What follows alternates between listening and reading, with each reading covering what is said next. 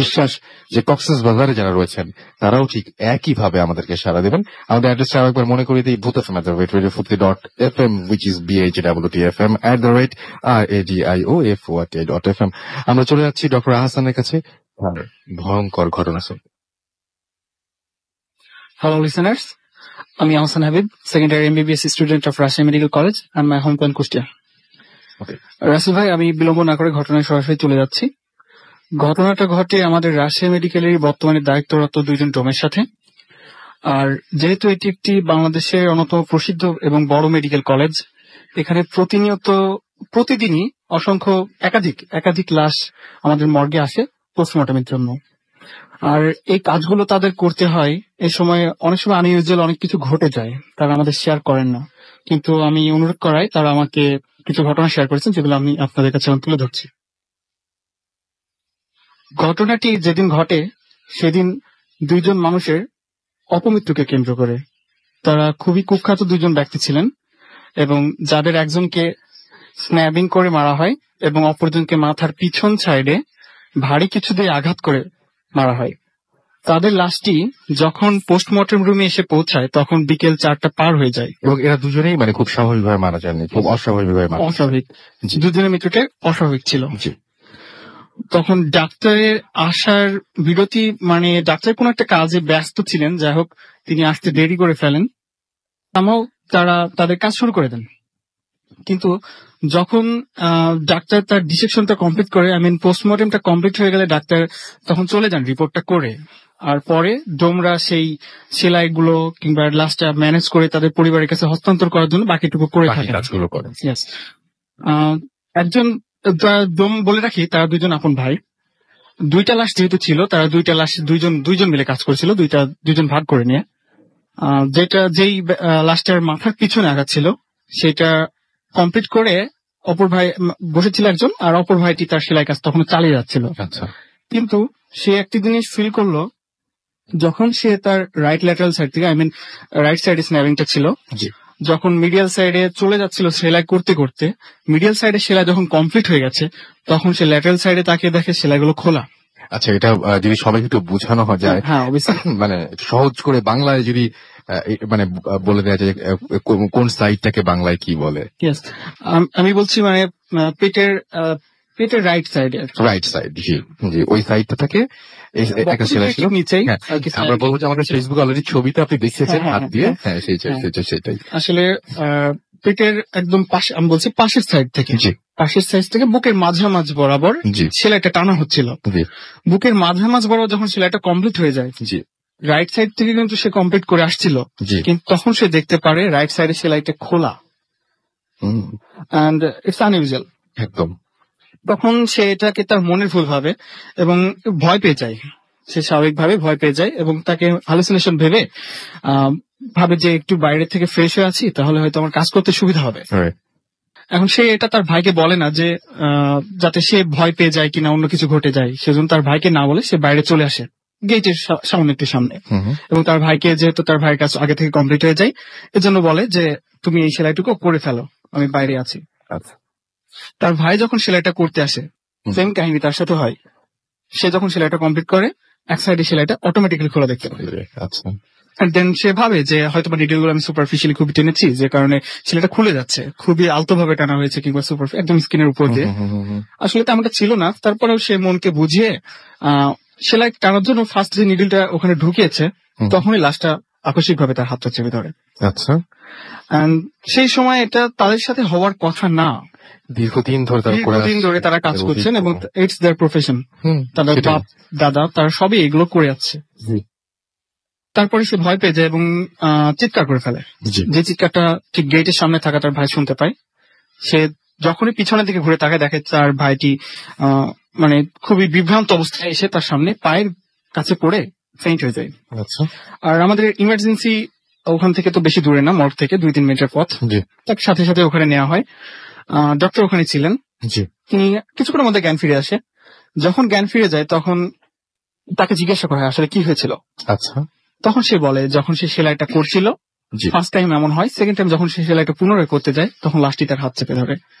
And আপনি জেনে অবাক হবেন যে আসলে তার হাতে তখনও 3টে আঙ্গুলের দাগ ছাপ ছিল। পাওয়া গিয়েছিল। একদম এটা সেটা সবচেয়ে ওই সময় কর্তব্যরত অবাক করার চিকিৎসকও মতো দেখেছিলেন। রাইট রাইট এখানে হ্যালুসিনেশনের কোনো প্রশ্ন আসে না। প্রশ্নই আসে না যদি হতো। আর সবচেয়ে বড় কথা হ্যালুসিনেশন কখন হয়, যখন হচ্ছে মানুষজন মানে কি বলবো যে উনি তো নার্ভাস ছিলেন না Yes. ডেফিনেটলি। আসলে হ্যালুসিনেশনটা হয় সাধারণত আমাদের দেহে যে ইলেকট্রোলাইট রাইট আছে, অনেকগুলো ইলেকট্রোলাইট আমাদের দেহে আছে, সেগুলো ইলেকট্রোলাইট ইমব্যালেন্স হলে তখন হ্যালুসিনেশন হয়। বাট তারা ওখানে প্রফেশনাল, তারা ওইগুলো করে, তাদের Exactly. হওয়ার কোনো প্রশ্ন আসে না। আর ওটা তেমন সিরিয়াস কিছু ছিল না, আমি বলেছি আগেই, পেটে স্ন্যাপিং ছিল জাস্ট Right. এতটুকু, ওটুকু তেমন বড় কিছু না। কিন্তু ঘটনাটা এখানে শেষ হয়ে গেলে পারতো। জি তারা স্বভাবত ভয় পেয়ে যায় এবং তারা, আপনি জানেন একাধিক ডোম থাকে হাসপাতালে, তারা বিশ্রামে চলে যান কিছুদিনের জন্য, হাসপাতাল কর্তৃপক্ষ তাদের বিশ্রাম দিয়ে দেয়। আচ্ছা এবং তার বংশধর যারা আছেন, তার বাবা, তার চাচা, এরকম তারা পরবর্তী 7-8 দিনের জন্য তাদের কাজ করতে বলা হয়। কিন্তু তার দাদা একটি জিনিস খেয়াল করেন, যখন পরবর্তী একটা লাশ আসে, জি তিনি লাশটি সম্পূর্ণ ভালোভাবেই মানে ডিসেকশন কমপ্লিট হওয়ার পরে সেগুলো প্রিপেয়ার করে তার আত্মীয় স্বজনের কাছে পৌঁছানোর ব্যবস্থা করে দেন। জি তিনি, আমাদের নিয়ম আছে ওয়েপন্স গুলো যেগুলো ইউজ করা হয় লাশ ডিসেকশন করার পরে সেলাই করার জন্য কিংবা ম্যানেজ করার জন্য, সেগুলো পরিষ্কার করে ধুয়ে ট্রে আছে, বিভিন্ন জি। ট্রে গুলোতে সাজিয়ে সেলফে রেখে দেওয়া হয়। তারা চোখ বন্ধ করে একটু কল্পনা করবেন যেটা হ্যাঁ। বলছেন উনি। Yes, obviously. জি And তারপরে তিনি ওইগুলো সাজিয়ে লক করে বের হয়ে আসেন, রুম জি। থেকে বের এসে রুমটা লক করে দেন। সেই সময় ভিতর থেকে একটি চাকু পড়ে যাওয়ার শব্দ তিনি শুনতে পান। আচ্ছা এটা খুবই আনইউজুয়াল। তিনি ভয় পেয়ে যাননি বললে ভুল হবে, তিনি ভয় অবশ্যই পেয়েছেন। Definitely সেজন্য ভয় তিনি পেয়েছেন। রুমটা আবার খুলেছেন, খুলে দেখেন যে চাকুটি তিনি সবেমাত্র ওখানে রেখে গিয়েছেন সেটা নিচে পড়ে আসে। বাট আমি বলতে চাই, আমাদের রাজশাহী মেডিকেল কলেজের যে মর্গটা আছে খুবই অত্যাধুনিক, আর এখানে ভিতরে কোনো একটি ইঁদুর ঢোকারও সম্ভাবনা নেই বললেই চলে, Right. এটা এতটাই অত্যাধুনিক। কিন্তু তারপরেও এটা কিভাবে পড়বে, ওখানে বাতাস নেই, চারদিক থেকে আটকানো, এত বড় একটা ওয়েপন, তাও আবার ট্রে চারপাশে তো বাউন্ডারি করা থাকে, উঁচু থাকে, ওটার থেকে চাকুটা পড়া কথা না। যাই হোক, সেটা মানে সেটা নিজের ভুল মনে করে সেটা এড়িয়ে যায় এবং আবার চাকুটি যথাস্থানে রেখে বের হয়ে এসে লক করে। কিন্তু রাসেল ভাই সেম কাহিনী, আবার তিনি আবার চাকুর শব্দ শুনতে পান, যেটা আসলে খুবই তার জন্য ভয়ঙ্কর ছিল। জি সে ওই দিন চাকুটা না তুলে চলে আসে, তিনি আর দ্বিতীয়বার ঢোকার সাহস পাননি। পরদিন যখন তিনি ডিসেকশন রুমে আসেন, মর্গে আসেন, তখন কিন্তু সে চাকুটা ওখানেই পড়েছিল। আচ্ছা এন্ড এটা 7 দিন পরে জি মর্গের একটা জানালা খোলা হয়, কোন একটা কারণে জানালাটা একটা মানে চেঞ্জ করার জন্য হতে পারে, মর্গে একটা জানালা খোলা হয়। জানালার পাশে কিন্তু একটা তেঁতুল গাছ আছে, এখন আছে, ওটা দেখা যায়। তিনি একটি লাশ ডিসেকশন শেষ হয়ে যাওয়ার পরে সেলাই কাজটাই করছিলেন, সেই সময়ে পাশে একটা গাছ থেকে ধূপ করে কিছু একটা শব্দ, মানে পড়ার শব্দ হয়, কিছু একটা পড়লে যেমন মাটিতে শব্দ হয় সেটা আমার শব্দ হয়। এন্ড কিউরিয়াসলি সে ওইদিকে তাকায় এবং তাকে যা দেখে, he was not ready at all to see that. Oh my God. সেখানে সে দেখতে পায় একটি প্রায় 7টার ভাষ্য মতে, আমি তার ছেলের কাছ থেকে শুনেছি, তার বাবার ঘটনা, এখন যিনি কর্মরত আছেন, তিনি বলেন যে about 7 to 8 feet height and totally সাদা পোশাক পরা ছিল, গাছের ডালটা ধরে ঝুলছে এবং তার দিকে তাকে একটি হাসি দিয়েছে। হ্যাঁ, এটা দেখে সে ভয় পেয়ে যায় এবং যেহেতু দিনের বেলা একদম মানে প্রকাশ্য দিবালোকে হয়েছে তার সাথে, জি সে রুম থেকে বের হয়ে আসে এবং এটা সবার সাথে শেয়ার করে। পরে সেই দিকে যায়, তারা যে দেখে যে একটি গাছের তেমন কিছু পায় না, কিছু পাতা পড়ে থাকে এবং গাছের একটি মোটা ডাল, অনেক মোটা ডাল, যেটা মানে কোনো ঝড় ছাড়া কিংবা ঘুণে ধরা ছাড়া সম্ভবত ভাঙা সম্ভব নয়, ওটা পড়ে থাকে ওখানে। এরপর থেকেই আসলে তাদের সাথে এমন অনেক কিছু ঘটতে পারে, এখন ঘটে থাকে। এখন যা তিনি তারা মারা গিয়েছেন, হয়তো বলেন না বা হ্যাঁ চুপচাপ থাকেন। এটা চুপচাপ থাকেন। তিনি আমাদের কাছে এভাবে শেয়ার করতে চাননি, কিন্তু আমার শ্রদ্ধেয় রুমমেট সাহেবজাদা হক ইমরান এটা আমাকে অনেক সহায়তা করেছেন তার সাথে সরাসরি যোগাযোগ করার জন্য। তিনি আমার Okay. আসলে করতে চাননি। আর পরাগ, তারপর রিপন, এরা আমাকে অনেক হেল্প করেছে ওখানে যাওয়ার Thank জন্য। you very much. Everyone, happy new year. Thank you very much, আপনি এত চমৎকার একটা ঘটনা শেয়ার করেন আমাদের সাথে, এবং এটা অনেক জায়গাতেই ঘটে এবং অনেক জায়গাতেই আমরা শুনেছি, এবং বিভিন্ন জায়গাতেই কোনো আলাদাভাবে কোনো মেডিকেল বা কোনো কলেজের নাম উল্লেখ না করলেও বলা যায় যে বিভিন্ন জায়গা থেকেই এটা ঘটতে পারে। আমাদের রাজশাহী থেকে অনবরত আমরা SMS পাচ্ছি, এবং কিন্তু প্রথমে পড়বো বরিশালের একটা SMS। ফার্স্ট স্টোরিটা বেস্ট হয়েছে, সুতরাং রাজশাহীর স্টোরিটা ভালো লেগেছে বরিশালের যে পাঠিয়েছেন রিয়াদের, এবং জ্যাকলিন আমাদের নাটোর থেকে SMS করেছেন, সবাইকে জানিয়েছেন নতুন বছরের শুভেচ্ছা এবং তিনি আমাদেরকে উইশ করেছেন ফুর্তি টিমকে। রিয়াদ আমাদের লিখেছেন ভয় লাগছে আমাদেরকে। দেখতে পাচ্ছি নুরজামান বিক্রমপুর থেকে লিখেছেন। এছাড়াও আমাদেরকে অরিন লিখেছেন যে তার সাথে এরকম ধরনের ঘটনা ঘটে। SH আবরার হাজারিবাগ থেকে আমাদের লিখেছেন, অর্থাৎ ঢাকা থেকে আমাদের সাথে লিখেছেন, নিউ ইয়ারের শুভেচ্ছা দিয়েছেন। বাহার লিখছেন খিলগা থেকে। মাহির আমাদের সাথে আছেন, আমাদের সাথে আছেন সোহান। এছাড়াও বর্ণ নেত্রকোনা থেকে আমাদের সাথে আছেন। শান রাজশাহী থেকে আমাদের সাথে রয়েছেন এবং আমাদের সাথে রয়েছেন দেখতে পাচ্ছি সুপ্তি। এছাড়াও রয়েছেন মৃদুল কুষ্টিয়া থেকে। এছাড়াও মিল্টন আমাদের সাথে রয়েছেন নরসিংদী দাসপাড়া থেকে। এছাড়াও দোলা আমাদের সাথে রয়েছেন টাঙ্গাইল থেকে। আমাদের সাথে আছেন নিশাত রাজশাহী থেকে এবং সবাইকে হ্যাপি নিউ ইয়ার জানিয়েছেন তিনি। প্রমি রাজশাহী মেডিকেল কলেজের বছরের শুরুতেই কিছু একটা বলতে চেয়েছেন, এসএমএসটা চলে গেল। লিখন আমার সাথে রয়েছেন শর্মী। এছাড়াও সোহান খুলনা থেকে। আনোয়ার এবং তার ওয়াইফ আফরিন।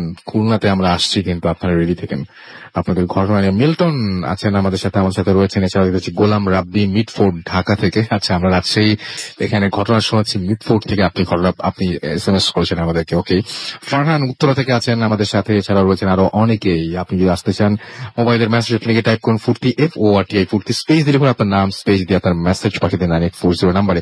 আমাদের সঙ্গে মেহজাবিন রয়েছেন এবং তিনি অনেকক্ষণ ধরেই ওয়েট করছেন এবং তিনি বেশ দূরেই থাকেন, তাকে চলে যেতে হবে। তার ঘটনাটা আমরা শুনে ফেলি। আপনি বলছিলেন যে আপনার সঙ্গে নানান ধরনের ঘটনা ঘটে। কি ধরনের ঘটনা ঘটে আপনার সঙ্গে, যদি আমাদের একটু বলতেন আপনার ভাষায়। আমার নাম মাহজাবিন আহমেদ। আমি রাজশাহীতে কোর্ট এরিয়াতে থাকি। আমার বাসাটা মেইনলি কোর্ট এরিয়াতে। এখন আমার বাসার কিছুটা পিছে একটা গোরস্থান আছে। দ্যাটস ওয়াই আমার এরিয়াটা অনেকটা একটু খারাপ। সো আমি অনেক কিছু এক্সপিরিয়েন্স করি, যেমন খারাপ না বলে আমরা ভয়ের বলি। ওকে, সো আমি মাঝে মাঝেই সবসময় ফিল করতে পারি যে কোনো কিছু থাকলে জিন অর সামথিং, আমি সেটা ফিল করতে পারি। তো আমাকে বেশিরভাগ টাইম এফেক্ট করে না, কিন্তু এফেক্ট করছে তখন আমি কলেজে পড়ি। 2012 এর ঘটনা হবে। এটা আমার ভাইয়ার মাধ্যমে এফেক্টেড হয়েছি আমি। আমার ভাইয়া নর্মালি রাতের বেলা বাইরে ঘোরাফেরা করে, তো ওর বন্ধুকে ডাকতে একটা জায়গায় যাই। সেই জায়গায় একটা তাল গাছ আছে। তাল গাছটা খুব একটা ভালো না। ওখানে সবসময় বলে যে ওখানে অনেকেই অনেক কিছু দেখে। আমার ভাই ওখানে দাঁড়ায় ছিল, তখন তার সামনে একটা কুকুর লাফ দিয়ে নামে। এন্ড কুকুরটার কালার খুবই আজব টাইপ ছিল, কারণ কুকুরটার সামনে ছিল ব্রাউনিশ রেড কালার আর পিছে ছিল ব্ল্যাক কালারের। তারপরে সে সেটা দেখে ভয় পায় এবং চলে আসে, কিন্তু এটা বাসায় এসে কাউকে বলে না। কিন্তু বাসায় আসার পরে, আমি বাসায় ঢোকার পরে, ভাইয়া ঢোকার পর থেকে আমার মাথা ভার ভার হতে থাকে। আমি ফিল করতে থাকি সামথিং রং। সো আমি অ্যাটিটিউডে আমার প্রবলেম আসে। পরে রাতের খাবার টাইমে আমি আর ভাইয়া পাশাপাশি বসি। আমার মা, আমরা খাচ্ছি নর্মালি, আমার মা আমার জন্য একটা মাছ ফ্রাই করে নিয়ে এসে আমার প্লেটে দেয়। প্লেটে দেওয়ার পরই হয় কি, আমার মাথাটা পুরাটা একদম ব্যথা হতে থাকে, শরীরটা কাঁপতে থাকে, আর মনে হচ্ছে আমার বমি হয়ে যাবে। দেন আমি কাঁপতে কাঁপতে না খেয়ে উঠে যাই, বলি শরীরটা খারাপ লাগছে, উঠেছে আমি রুমে আসি। আমার রুম থেকে ভাইয়ার দিকে তাকায় দেখি ভাইয়ার পিছে শ্যাডোর মতো। আচ্ছা, আমি কাঁপছিলাম তখনও। তারপরে হঠাৎ সেটা একটা কুকুরের মতো শেপ নিয়ে। আপনি জানেন না যে বাইরে সে কি দেখে এসেছে? না, আমি কিচ্ছুই জানি না, ইভেন আমার বাসার কেউই জানে না। পরে কুকুরের মতো শেপ নিয়ে আমার দিকে তেড়ে আসছে, এন্ড কুকুরটার colour brownish red and black. Then আসার পরে ওটা দেখে আমি চিৎকার করে কাঁপতে থাকি। আমার বোন, আমার মা দৌড়ে এসে আমাকে ধরে জিজ্ঞেস করে। আমার মুখ দিয়ে খালি জাস্ট এইটুকুই বের হচ্ছিল, ভাইয়ার সাথে কিছু আছে। দেন আমার মা অনেক কষ্টে আমাকে শান্ত করে দোয়াটা পড়ে ঘুম দিয়ে দেন। পরে আমার ভাইয়াকে যখন আমার মা জিজ্ঞেস করেন, তখন ভাইয়া বলে যে সে বাইরে থেকে ভয় পেয়ে আসছিল, এন্ড এইরকম একটা কুকুরের শেপের কিছু দেখে ভয় পেয়ে আসছিল। এখন আপনার বাসায় কি ধরনের সমস্যা হয় আপনার নিজে? আমার বাসার সমস্যা হচ্ছে, আমাদের বাসাতে ঠিক মধ্য দুপুরে আমাদের বাসার পাশে একটা জায়গা আছে যেদিকে কাপড় কাচা হয় নর্মালি। তো ওই দিকটাই নর্মালি কেউ যায় না, কারণ গেট বন্ধ থাকে। তো সবসময় দেখা যায় মধ্য দুপুরে, দুপুর 12টা থেকে 1টার মধ্যে আমার মাও দেখছেন, আমার ভাবি দেখছে, আমিও দেখছি যে হয় খুবই ছোট একটা বাচ্চা টাইপ কোকড়া কোকড়া চুল এইরকম একটা বাচ্চা যায়, কিংবা অনেক লম্বা লম্বা চুলের কোনো মহিলা হেঁটে যায়। আচ্ছা। তো নর্মালি আমার মা মনে করে যে হয়তো বা আমাদের কাজের বুয়াটা ওইদিকে গেছে, কিন্তু যখনই গেট খুলে মা বাইরে যে জিজ্ঞেস করে কে আসলা কে আসলা, কোনো খোঁজ পাওয়া যায় না। জি। তো এটা আমার মা অনেকদিন ধরেই দেখে, আমি দেখছি 2-1বার, আমার ভাবিও দেখছে। ওকে, থ্যাংক ইউ ভেরি মাচ আপনার স্টোরি শেয়ার করার জন্য। আমি দেখতে পাচ্ছি যে ফেসবুকে আমাদেরকে অনেকে লিখেছেন রাজশাহীর কোথায় হচ্ছে, আমাদের ফুর্তি স্টেশনে আমরা করছি, এবং আমাদেরকে দেখতে পাচ্ছি যে সামিউল আলিম শাওন লিখেছেন যে ওয়েলকাম টু রাজশাহী এবং ভূত এফএম টিম, অনেক ভালো লাগছে আজকের show and thank you very much, thanks for being with us. আমার মনে হয় যে আমাদের বছরের প্রথম শো এটা, এবং আমরা বাংলাদেশের আমরা যে বিভিন্ন জায়গায় যাব আমরা বলেছিলাম সেই অনুযায়ী আমরা আজকে প্রথম রাজশাহী দিয়ে শুরু করলাম, এবং আমরা নেক্সট যে উইক সেখানে আমরা যাচ্ছি কক্সবাজারে, বাট শুরুটা হলো রাজশাহী থেকে, এবং রাজশাহীর যে অভূতপূর্ব সাড়া আমরা পেয়েছি সেই জন্য আমরা নিজেদেরকে খুব কৃতজ্ঞ মনে করছি, আমরা অবশ্যই অনেক অনেক ধন্য মনে করছি। এবং আমি দেখতে পাচ্ছি যে অনেকেই ফেসবুকে আমাদেরকে লিখছেন নিউ ইয়ারের শুভেচ্ছা আছেন, এবং সবাই সেই সাথে ঘটনার প্রশংসা করছেন। আমি দেখতে পাচ্ছি অনেক নাম আসলে, মারিয়া এখানে আছেন, পুলক সরকার আছেন, কাজী হৃদয়, মিঠু সহ আরো অনেকে। আসলে আজকে অনেকগুলো ঘটনা, এবং আরো একজন আমাদের এখানে আছেন ডক্টর হারুন, যার ঘটনা আমরা শুনবো, তবে তার আগে নিয়ে আসবো ছোট্ট একটা বিরতি। এবং রাজশাহীর একটা এমন চমৎকার ঘটনা আছে যে ঘটনা শোনার সাথে সাথে আপনারা যারা রাজশাহীতে বাস করেন থাকেন তারা তো বুঝবেনই, অনেকেই হয়তো চিনবেন এই ঘটনাটা। সুতরাং আমরা একটা ব্রেকে যাব, এবং ব্রেক থেকে ফিরে এসে এই ঘটনাগুলো আমরা শুনবো। ইন দ্য মিন টাইম আমাদের SMS করবেন, মোবাইলের মেসেজ অপশনে গিয়ে টাইপ করুন ফুর্তি FORTI ফুর্তি স্পেস লিখুন আপনার নাম, স্পেস দিয়ে আপনার মেসেজ পাঠিয়ে দেন 9840 নাম্বারে। আমাদের ইমেল করতে চাইলে আমাদের ইমেল অ্যাড্রেস হচ্ছে bhutfm@radiofurti.fm, which is BHWTFM@RADIOFORTI.FM। আপনার নাম, ঠিকানা এবং ফোন নাম্বার সহ আপনার জীবনে ঘটে যাওয়া সেরা ঘটনা লিখে পাঠিয়ে দিন আমাদের কাছে, এবং ঘটনার শুরুতে অবশ্যই আপনার নাম এবং ঠিকানা উল্লেখ, আপনার এখানে এসে শেয়ার করতে চান কিনা সেটা উল্লেখ করুন। আমাদের ফেসবুক পেজের লিঙ্ক তো আপনারা জানেননি। আমরা চলে যাবো একটা বিরতিতে, ফিরে আসছি একটু পরে। স্টে টিউন টু রেডিও ফুর্তি এন্ড ডোন্ট স্টপ দ্য ফুর্তি। Bhoot FM, the night comes alive.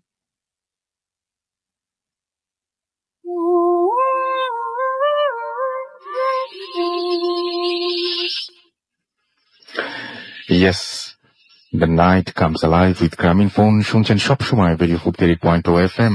আমি রাস্তাল আছি সাথে, আমার সাথে রয়েছে মাসুম এবং আজকের অতিথিরা, এবং আমরা পরবর্তী ঘটনায় যাব। এবং পরবর্তী ঘটনার আগে আমাদের একটা ছোট্ট অ্যানাউন্সমেন্ট আছে। আগে আমরা একটা ঘটনা যাবো, আমরা একটা ছোট একটা অ্যানাউন্সমেন্টে যাই। আমাদের রাজশাহীতে আমরা একটা হরর ক্লাব, ভূত এফএম হরর ক্লাব আমরা ওপেন করেছি, এবং সেই হরর ক্লাবে অলরেডি যারা এখানে চালাবেন, আমাদের এখানে অলরেডি প্রেসিডেন্ট, সেক্রেটারি এবং জয়েন্ট সেক্রেটারি তারা এখানে উপস্থিত রয়েছেন। আমরা ছোট্ট করে তাদের সাথে একটু পরিচিত হয়ে যাই, এবং কারা কারা এখানে আছেন আমি একটু শুনি ছোট্ট করে। ইয়াসিন হুদা সাকিব। আরেকবার বলতে হবে। হ্যাঁ, আমার নাম ইয়াসিন হুদা সাকিব, আমি রাজশাহীতে থাকি, একটা ব্যাংকে কর্মরত আছি। আমি সেক্রেটারি। আমাদের এখানে রয়েছেন আজকে ভূত এফএম হরর ক্লাব যেটা রাজশাহী, তার প্রেসিডেন্ট। আমরা তার পরিচয় জানবো। আপনাদেরকে সবাইকে শুভেচ্ছা জানাচ্ছি এবং নতুন বছরের শুভেচ্ছা। আমি মোহাম্মদ রাশেদ আরেফিন রনি, আপাতত আপনাদের সাথে রয়েছি এবং থাকবো, কথা হবে। আমাদের সাথে আমাদের এখানে এই ক্লাবের জয়েন্ট সেক্রেটারি রয়েছেন, তার সাথে একটু কথা বলি আমরা। হ্যাপি নিউ ইয়ার। আমি মাহমুদ হোসেন মাসুদ, আমি এই ক্লাবের জয়েন্ট সেক্রেটারি। আমি মূলত মঞ্চে কাজ করি আর কি, এবার আপনার সঙ্গে আছি, থাকবো। সো আমরা যেটা করবো, আমরা ঢাকায় ফিরে আমরা যেটা করবো সেটা হচ্ছে আমরা ছোট্ট একটা ফেসবুকের একটা পেজ ফর্ম করবো, এবং সেখানে আমরা পেজ ক্রিয়েট করবো, এবং সেই পেজে আমরা ইনভাইট করবো, এবং আপনার সাকিবের মাধ্যমে, রনি ভাইয়ের মাধ্যমে এবং মাসুদ ভাইয়ের মাধ্যমে, এদের মাধ্যমে আপনারা সরাসরি এখানে ক্লাবে অংশগ্রহণ করতে পারবেন। আমাদের ক্লাবে যে সমস্ত ইভেন্ট থাকবে সেখানে অংশগ্রহণ করতে পারবেন, এবং আমার মনে হয় যে আমরা সবাই মিলে রাজশাহীতে আরো অনেক অনেক অনেক অনেক ভয় ক্রিয়েট করতে পারবো এইখানে। সো আমরা পরে এই বিষয় নিয়ে আরো জানাবো আপনাদেরকে, এবং থ্যাংক ইউ রনি ভাই, থ্যাংক ইউ মাসুদ ভাই, থ্যাংক ইউ সাকিব, আপনাদের সবাইকে অনেক অনেক অনেক অনেক ধন্যবাদ আমাদের সঙ্গে থাকার জন্য। আমরা চলে যাচ্ছি আমাদের পরবর্তী অতিথি ডক্টর হারুনের কাছে। রাইট, ডক্টর হারুন, আপনার জি ওয়ালাইকুম আসসালাম। হ্যালো মুত্তাহিম লিসেনার্স, আমি হারুন রশিদ, এসেছি 56তম MBBS batch Rajshahi medical college থেকে। জি আমার হোম ডিস্ট্রিক্ট সিরাজগঞ্জ জেলা। ওকে আমি যে ঘটনাটি শেয়ার করব, ঘটনাটি আমাদের মেডিকেল কলেজের বর্তমান কর্মরত ডোম তার কাছে শোনা। ঘটনাটি ঘটেছিল তার দাদার সাথে। জি তিনিও ছিলেন একজন পেশায় ডোম। ঘটনাটি 80-র দশকের। জি রাজশাহী জেলার তানোর থানার জি একটি গ্রামে জমি জমা সংক্রান্ত বিরোধ নিয়ে একজনের মাথায় আঘাত লেগে মৃত্যু হয়। স্বাভাবিকভাবে সেটা ময়নাতদন্ত করার জন্য রাজশাহী মেডিকেল কলেজে আনার ব্যবস্থা করা হয়। 80-র দশক বিধায় তখন গ্রাম অঞ্চলে একমাত্র বাহন ছিল গরুর গাড়ি। তো জেনারেলি সেটা গরুর গাড়িতে আনার ব্যবস্থা করা হয়। কোনো এক কারণে তাদের যাত্রা করতে প্রায় রাত হয়ে যায়। লাশের সাথে ছিলেন একজন চৌকিদার এবং গারোয়ান, জি যারা পাশাপাশি বসেছিলেন। আচ্ছা তারা যখন যাত্রা শুরু করলেন 10-15 মিনিট ভালোই আগালেন আর কি। জি বিপত্তিটা ঘটলো একটা তেঁতুল গাছের নিচে, যা ছিল দুটি গ্রামের মাঝখানে এবং জনমানবশূন্য এলাকায়। সেখানে এসে গরুগুলো হঠাৎ থেমে গেল। তখন চালক গাড়োয়ান আর কি, তিনি গরুগুলোকে মারতে থাকলেন সামনে আগানোর জন্য, কিন্তু গরুগুলো কিছুতে সামনে আগাচ্ছিল না। তখন চৌকিদার এবং গাড়োয়ান গরুগুলির চাকা কিছুটা আটকে গেছে কিনা তা পরীক্ষা করার জন্য পিছনে তাকালেন। কিন্তু পিছনে তাকিয়ে তারা যা দেখলেন তা দেখার জন্য তারা দুজনের কেউই প্রস্তুত ছিলেন না। আচ্ছা তারা দেখলেন লাশটি তাদের দিকে মুখ করে বসে আছে। এটা দেখার পর তারা হতভম্ব হয়ে গেলেন এবং পাশের গ্রামের দিকে ছুটতে শুরু করলেন। ওকে পাশের গ্রামে গিয়ে লোকজনকে জানালেন তাদের সাথে কি ঘটেছে বিস্ময়কর ঘটনা ঘটে গেছে। জি জি তখন গ্রামের লোকজন লাঠিসোঁটা মশাল নিয়ে সেই স্থানে আসলেন। এসে যা দেখলেন তা ছিল আরো ভয়াবহ। আচ্ছা গরু দুটি মৃত অবস্থায় পড়ে আছে হুম হুম আর লাশটি পুরো অবস্থায় শোয়ানো আছে। তারা আকস্মিকতার কারণে রাত্রে পাশের গ্রামে অবস্থান করলেন এবং পরদিন অন্য একটি বাহনের মাধ্যমে লাশটি রাজশাহী মেডিকেল কলেজে আনার ব্যবস্থা করলেন। আচ্ছা ঘটনাটা এখানে শেষ হয়ে গেলেই পারত, কিন্তু যা ঘটলো তা হচ্ছে আরো ভয়াবহ। চৌকিদার এবং গাড়োয়ান তার দুজনে মারাত্মক জ্বরে আক্রান্ত হলেন। জি প্রায় 15 দিন ভোগার পরে চৌকিদারটি মারা গেলেন, আচ্ছা কিন্তু গাড়োয়ানটি সুস্থ হয়ে গেলেন। মাঝে মাঝে তিনি স্বপ্ন দেখতে শুরু করলেন সেই লাশটিকে, যার বিভৎস হাসিতে তাকে বলছে, আমি তোর গাড়িতে আবার উঠতে চাই। এরপর এরপর চালকটি গাড়ি চালানো বাদ দিয়ে দেন। আচ্ছা লাশটি রাজশাহী মেডিকেল কলেজে আনা হয় এবং ডোম সমাজে একটা প্রচলিত ধারণা আছে, জি যে সকল লাশ এরকম শয়তান হয়ে যায় তাদের পায়ের গোড়ালিতে আর কি পেরেক ঢুকিয়ে দিলে এটা সবচেয়ে ভয়ঙ্কর পার্ট। হ্যাঁ তারা নাকি আর শয়তানি করতে পারে না। জি তো লাশটির সাথে তাই করা হয় এবং তার লাশটির দুই পায়ে পেরেক ঢুকিয়ে তার স্বজনদের মাঝে হস্তান্তর করা হয়। ব্রেক ঠুকে দেওয়া হয় পায়ের মধ্যে। হ্যাঁ, পায়ের গোড়ালিতে। আচ্ছা পায়ের গোড়ালিতে হ্যাঁ, ঠুকে দেওয়া হয়। এখানে আর কি ম্যালিউস আচ্ছা আছে, আচ্ছা ওকে ওইখানে ঠুকে দেয়। ওকে অনেক ধন্যবাদ ডক্টর হারুন আপনাকে। আর আমি স্পেশালি থ্যাংক জানাবো আমার ফ্রেন্ডদের যারা আমাদেরকে ইন্সপায়ার করেছে, বিশেষ করে 56তম এমবিবিএস ব্যাচের সকলকে। জি আর রিপন এবং পরাগ যারা রাত জেগে আমাদের পাশে এখন অবস্থান করছে, তাদের Okay. দুজনকে আপনাদের সবাইকে অনেক অনেক অনেক অনেক ধন্যবাদ এবং নতুন বছরের শুভেচ্ছা। এবং আমি জানি যে আমার সাথে এই মুহূর্তে রাজশাহীতে বসে আছেন আমার পাশে মাসুম, এবং এখানে অত্যন্ত পরিশ্রম করছেন জিলানি, এবং আরো একজন আমাদের আছেন হ্যাঁ সামির, রাইট, এবং আমাদের সাথে রয়েছেন, এবং সেই সাথে ঢাকায় আমাদের সাথে এখন এই মুহূর্তে আছেন হচ্ছে আমাদের সাথে শাহিন ভাই, এবং শাহিন ভাই ঢাকাতে অপারেট করছেন আমার সাথে। আমাদের সাথে এখানে এসছেন হচ্ছে আহমেদ বাবু এবং ফারনান চৌধুরী, তারা সবাই আমাদের সঙ্গে এখানে রয়েছেন। এবং আমি একটু আগে যার সাথে পরিচয় করে দিলাম, তারা তো এখানে আছেনই। এবং আমি এই মুহূর্তে রাজশাহীর একটা ঘটনা পড়ে শোনাবো আপনাদেরকে, যে ঘটনাটা আমি বলেছিলাম গত সপ্তাহে পড়তে চেয়েছিলাম কিন্তু পড়িনি, কারণ এটা রাজশাহীর ঘটনা, এবং যারা রাজশাহীবাসী আছেন তারা তো জায়গাটা শুনেই বুঝতে পারবেন কোন জায়গার কথা বলছি। আর যারা অন্য জায়গায় বা রাজশাহীতে কখনো আসেননি, তারা অন্তত ভয় পাবেন এই বিষয়ে নিশ্চয়তা দিচ্ছি, বা খুব অবাক হবেন এটা আশা করছি। যাই হোক, যেভাবে লিখেছেন সেভাবে লিখছে। আসসালামু আলাইকুম রাসেল ভাই, জানি আপনি ভালো আছেন, থাকেন সবসময় ভালোর দলে। আমার নাম ইমন, থাকি লালমাটিয়াতে। আমি নিজের সাথে ঘটে যাওয়া একটা ঘটনা আপনাকে পাঠালাম। ঘটনাটা কতখানি ভৌতিক জানি না, কিন্তু আমার জন্য ছিল ভয়ঙ্কর। কিছু কারণবশত আমি স্টুডিওতে উপস্থিত হয়ে ঘটনাটি শেয়ার করতে পারছি না, তাই লিখে পাঠালাম। ভালো লাগলে পড়ে শোনাবেন। এরপরে ইমন তার নাম লিখে ঘটনা শুরু করেছেন এভাবে। আমি জানি আপনি ভালোর দলে। আচ্ছা, ঘটনাটি আমার সাথে ঘটেছিল। আমি তখন স্কুলে পড়ি, ক্লাস 9 বা 10-এ। সময়টা হবে 1990 বা 91 সাল। বাবা সরকারি কর্মকর্তা। বাবার সরকারি চাকরির সুবাদে আমরা তখন থাকি রাজশাহীতে, পদ্মা নদীর কাছাকাছি কোনো এক জায়গায়, নাম বলতে চাই না। আমাদের সরকারি বাসা। প্রাসঙ্গিক কারণে বাড়িটার আশেপাশে কিছু বিবরণ দিচ্ছি। হলদে রঙের অনেক পুরনো সরকারি বাড়ি। বাড়ির চারিদিকে প্রচুর জায়গা, ঝোপঝাড় এবং বেশ কিছু বড় বড় গাছ। বাড়ির বাম দিকে গাড়ির গ্যারাজ ও দারোয়ান শেড। ডান দিকে অন্য একটি বাড়ি, পেছনে ঝোপ জঙ্গল ও বড় বড় জাম গাছ, এবং বাসার সামনের দিকে ফুলের বাগান এবং বাগানের দেয়াল সংলগ্ন মেইন রোড। উল্লেখ্য যে বাগানে দুটি চেরি ফুলের গাছ ছিল।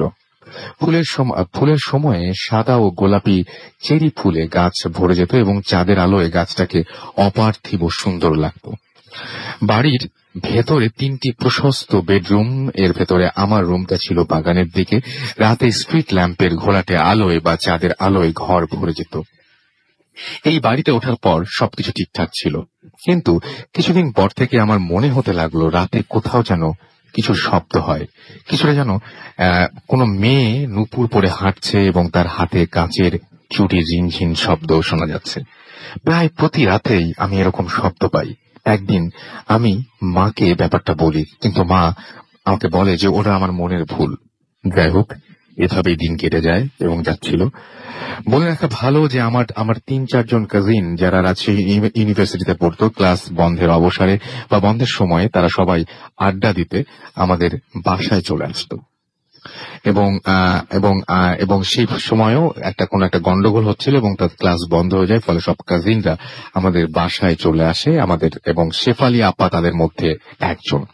পরদিন আমি স্কুলে যাবার জন্য রেডি হচ্ছি। এ সময় আমি শুনতে পাই শেফালি আপা মার সাথে ডাইনিং রুমে বসে কথা বলছে। শেফালি আপা মাকে জিজ্ঞাসা করছে, চাচি আপনি কি রাতে কোনো শব্দ শুনতে পান?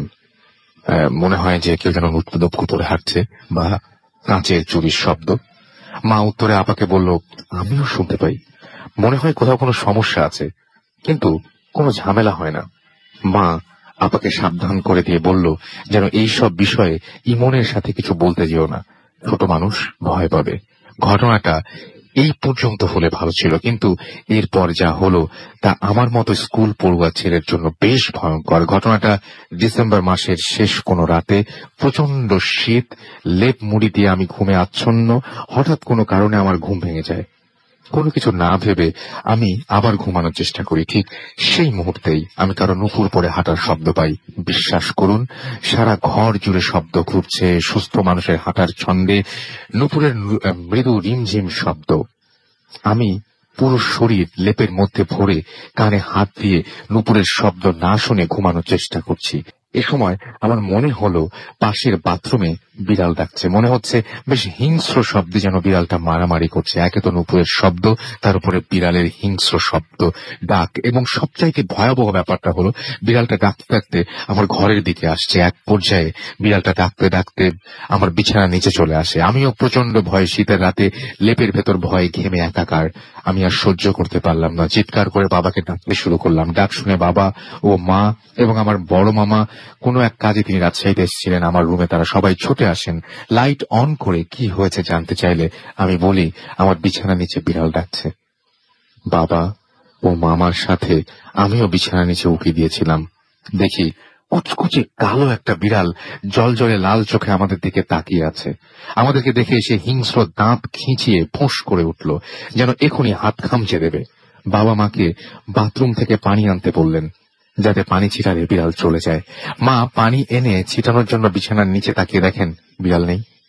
অথচ আমি দরজার পাশে, বাবা ছিলেন বিছানার পাশে, আমার মা ছিলেন দরজার চৌকাঠে দাঁড়িয়ে। তিনজনকে ফাঁকি দিয়ে বিড়াল পালিয়ে গেছে, কিন্তু পালিয়ে যাবার কোনো সুযোগ ছিল না। আমরা সবাই হতভম্ব। কোথাও বিড়াল নেই, স্রেফ হাওয়া হয়ে গেছে। প্রচন্ড শীত বলে জানালা দরজা কোনো কিছু খোলা থাকার কোনো সম্ভাবনা নেই। বাবার ঠান্ডার সমস্যা আছে, তাই এমনকি ঘরের ভেন্টিলেটর গুলো পিচবোর্ড দিয়ে আটকানো। বিড়াল কেন, একটা ইঁদুরও আসা যাওয়া করার কোনো চান্স নেই। অথচ একটা আস্ত বিড়াল যেন হাওয়ায় মিলিয়ে গেল। কিন্তু ঘটনাটা এখানেও শেষ হলো না। পরিস্থিতি স্বাভাবিক হলে যে যার ঘরে গিয়ে শুয়ে পড়ি। আমার কোনো মতেই ঘুম আসছিল না, যা ঘটে গেছে তাই মাথায় ঘুরপাক খাচ্ছিল। হঠাৎ আবার শুনি সেই বিড়ালের ডাক। এবার আমার মাথার দিকের জানালা থেকে আসছে। আমি তো ভয় কাট, কিন্তু এক পর্যায়ে সাহস সঞ্চার করে কাঁপতে কাঁপতে বিছানা থেকে নেমে জানালার কাছে গিয়ে পর্দা সরিয়ে দেখার চেষ্টা করি। যা দেখলাম তা দেখার জন্য আমি একেবারেই প্রস্তুত ছিলাম না। আমি দেখলাম যে ভরা চাঁদের আলোয় দেখলাম কুচকুচে কালো একটা বিড়াল, যার আকৃতি স্বাভাবিক বিড়ালের চেয়ে অনেক বড়, চেরি ফুল গাছের ডালে বসে টকটকে লাল চোখে দাঁত খিঁচিয়ে এক দৃষ্টিতে আমার দিকে তাকিয়ে আছে। স্ট্রিট ল্যাম্প এবং চাঁদের আলোয় বিড়ালের তীক্ষ্ণ দাঁতের ফলা স্পষ্ট দেখা যাচ্ছিল। আমি আর সহ্য করতে না পেরে চিৎকার দিয়ে জ্ঞান হারাই। জ্ঞান ফিরে দেখি আমি বিছানায় শুয়ে আছি, জ্বরে গা পুড়ে যাচ্ছে। পাশে মা, বাবা, মামা, সবাই। ঘটনাটা সবাইকে বললাম। রাতে আর ঘুমাইনি। সকালে ডাক্তার আনানোর পর বাবা একজন হুজুর আনালেন। হুজুর বললেন কোনো খারাপ বাতাসের কারণে এমনটা হয়েছে। পরে তিনি আমাদের বাসা বাঁধিয়ে দিয়েছিলেন। পরে আর সমস্যা হয়নি। এই ছিল ঘটনা। ভালো থাকবেন। এবং আপনাকে অনেক ধন্যবাদ ইমন, চমৎকার একটা ঘটনা আমাদেরকে উপহার দেওয়ার জন্য। এন্ড আমরা কিছু SMS এ যাই। আমি দেখতে পাচ্ছি যে আমাদেরকে অর্ণব রাজশাহী থেকে লিখেছেন যে এনজয়িং দিস নাইট। আমাদেরকে স্মাইল SMS করেছেন এবং তানোরের কোথায় ঘটনা ঘটেছিল জানতে চেয়েছেন। তানোরের কোথায় আপনার কি জানা আছে সেটা? তানোরের কোথায়? আচ্ছা, স্পেসিফিক্যালি তুমি গ্রামের নাম বলতে পারবেন না। এবং উনি বলছিলেন যে কারণ আমার বাড়ি তানোরে। আমার মনে হয় আপনি একটু খোঁজ খবর নিলে জানতে পারবেন। তাহলে লাবিব আমাদের SMS করেছেন, পালকি মাসুম আমাদের তেজগাঁ থেকে SMS করেছেন, হাফিজুল হাসান আমাদেরকে জিগাতলা থেকে SMS করেছেন। এছাড়াও ইদিতা ময়মনসিং থেকে SMS করেছেন। কবে আসবেন? খুব তাড়াতাড়ি আসবো, খুব তাড়াতাড়ি। তবে আগে কক্সবাজার যাবো নেক্সট উইকে। কক্সবাজার থেকে কোনো সারা শব্দ পাচ্ছি না, কোনো SMS এখনো পর্যন্ত দেখতে পাইনি কক্সবাজারে। যাবো কি নাকি যাবো না? কাশফিয়া আমাদের SMS করেছেন এবং আমাদেরকে SMS করেছেন দেখতে পাচ্ছি আসিফুল জামান। আচ্ছা, কাশফিয়ার মেয়ের বার্থডে ছিল এবং আমাদেরকে আচ্ছা না সরি, আমাকে আমার মেয়েকে শুভেচ্ছা দিয়েছেন। Thank you very much. Asiful Zaman Adnan আমাদের SMS করেছেন ময়মনসিং থেকে। এছাড়া আমাদেরকে আরিফ এবং তার ওয়াইফ রুম্পা হবিগঞ্জ থেকে SMS করেছেন। সোহেল হাতিরপুল থেকে আমাদের SMS করেছেন, সুন্দর হচ্ছে জানিয়েছেন। সুপ্ত আমাদের SMS করেছেন। সোহান আমাদের SMS করেছেন। জেরিন তসনিম আমাদের SMS করেছেন। বিকাশ SMS করেছেন লালমনিহাট থেকে। এছাড়াও জহিরুল আমাদের SMS করেছেন আমাদেরকে দেখতে পাচ্ছি। এছাড়াও জান্নাত, এছাড়াও প্রীতম আমাদের SMS করেছেন।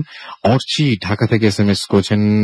সোহেল আমাদেরকে SMS করেছেন। সিদ্দিক খান জুরাইন থেকে। এছাড়াও আরো অনেকেই। এছাড়াও আমাদের ফেসবুকে দেখতে পাচ্ছি আপনারা লিখছেন। যারা SMS করতে চান তারা মোবাইলের মেসেজ অপশনে গিয়ে টাইপ করুন ফুর্তি, FORTI ফুর্তি, স্পেস দিয়ে লিখুন আপনার নাম, স্পেস দিয়ে আপনার মেসেজ পাঠিয়ে দিন 9840 নাম্বারে। যারা আমাদের ইমেল করতে চান, আমাদের ইমেল অ্যাড্রেস হচ্ছে bhfm@radiofurti.fm, which is BHFM@radioforti.fm। আপনার নাম, ঠিকানা এবং ফোন নাম্বার সহ আপনার জীবনে ঘটে যাওয়া বা আপনার জানা সেরা ঘটনা লিখে পাঠিয়ে দিন আমাদের কাছে। এবং আমাদের ফেসবুক পেজ দুটোর আমি অ্যাড্রেস বলে দিচ্ছি, www.facebook.com/radiofurti, www.facebook.com/bhfm.russell। আমরা আরো একটা ব্রেকে যাব এবং ব্রেকের পরে আবারও ফিরে আসবো আপনাদের কাছে। আরো দারুণ দারুণ সব ঘটনা রয়েছে। আরো একটা লাশের ঘটনা রয়েছে, আমরা যেটা কিছুক্ষণ পরে শুনবো।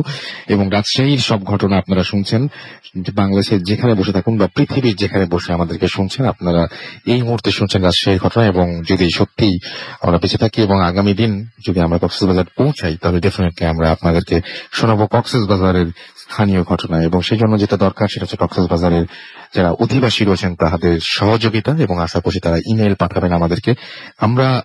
আজকে আমি অনেক ইমেল দেখেছি যে ইমেলগুলো আমি নিতে পারিনি, বিকজ সেই ইমেলগুলো এসেছিল বৃহস্পতিবার সকালের পরে। আমাদের আসলে বৃহস্পতিবার দুপুর পর্যন্ত আমরা ইমেল নিয়েছি, তারপরে আমরা ইমেল নেয়নি। বাট আপনাদেরকেও আমরা যদি পরবর্তী রাজশাহীতে আসি বা আপনাদের যে ঘটনাগুলো আপনারা পাঠিয়েছেন সেই ঘটনাগুলো আমরা যদি পারি অবশ্যই পড়ে শোনাবো পরবর্তী এপিসোডে। চলে যাচ্ছি ব্রেকে। স্টে টিউনড টু রেডিও ফুর্তি and don't stop the Furti. The night comes alive.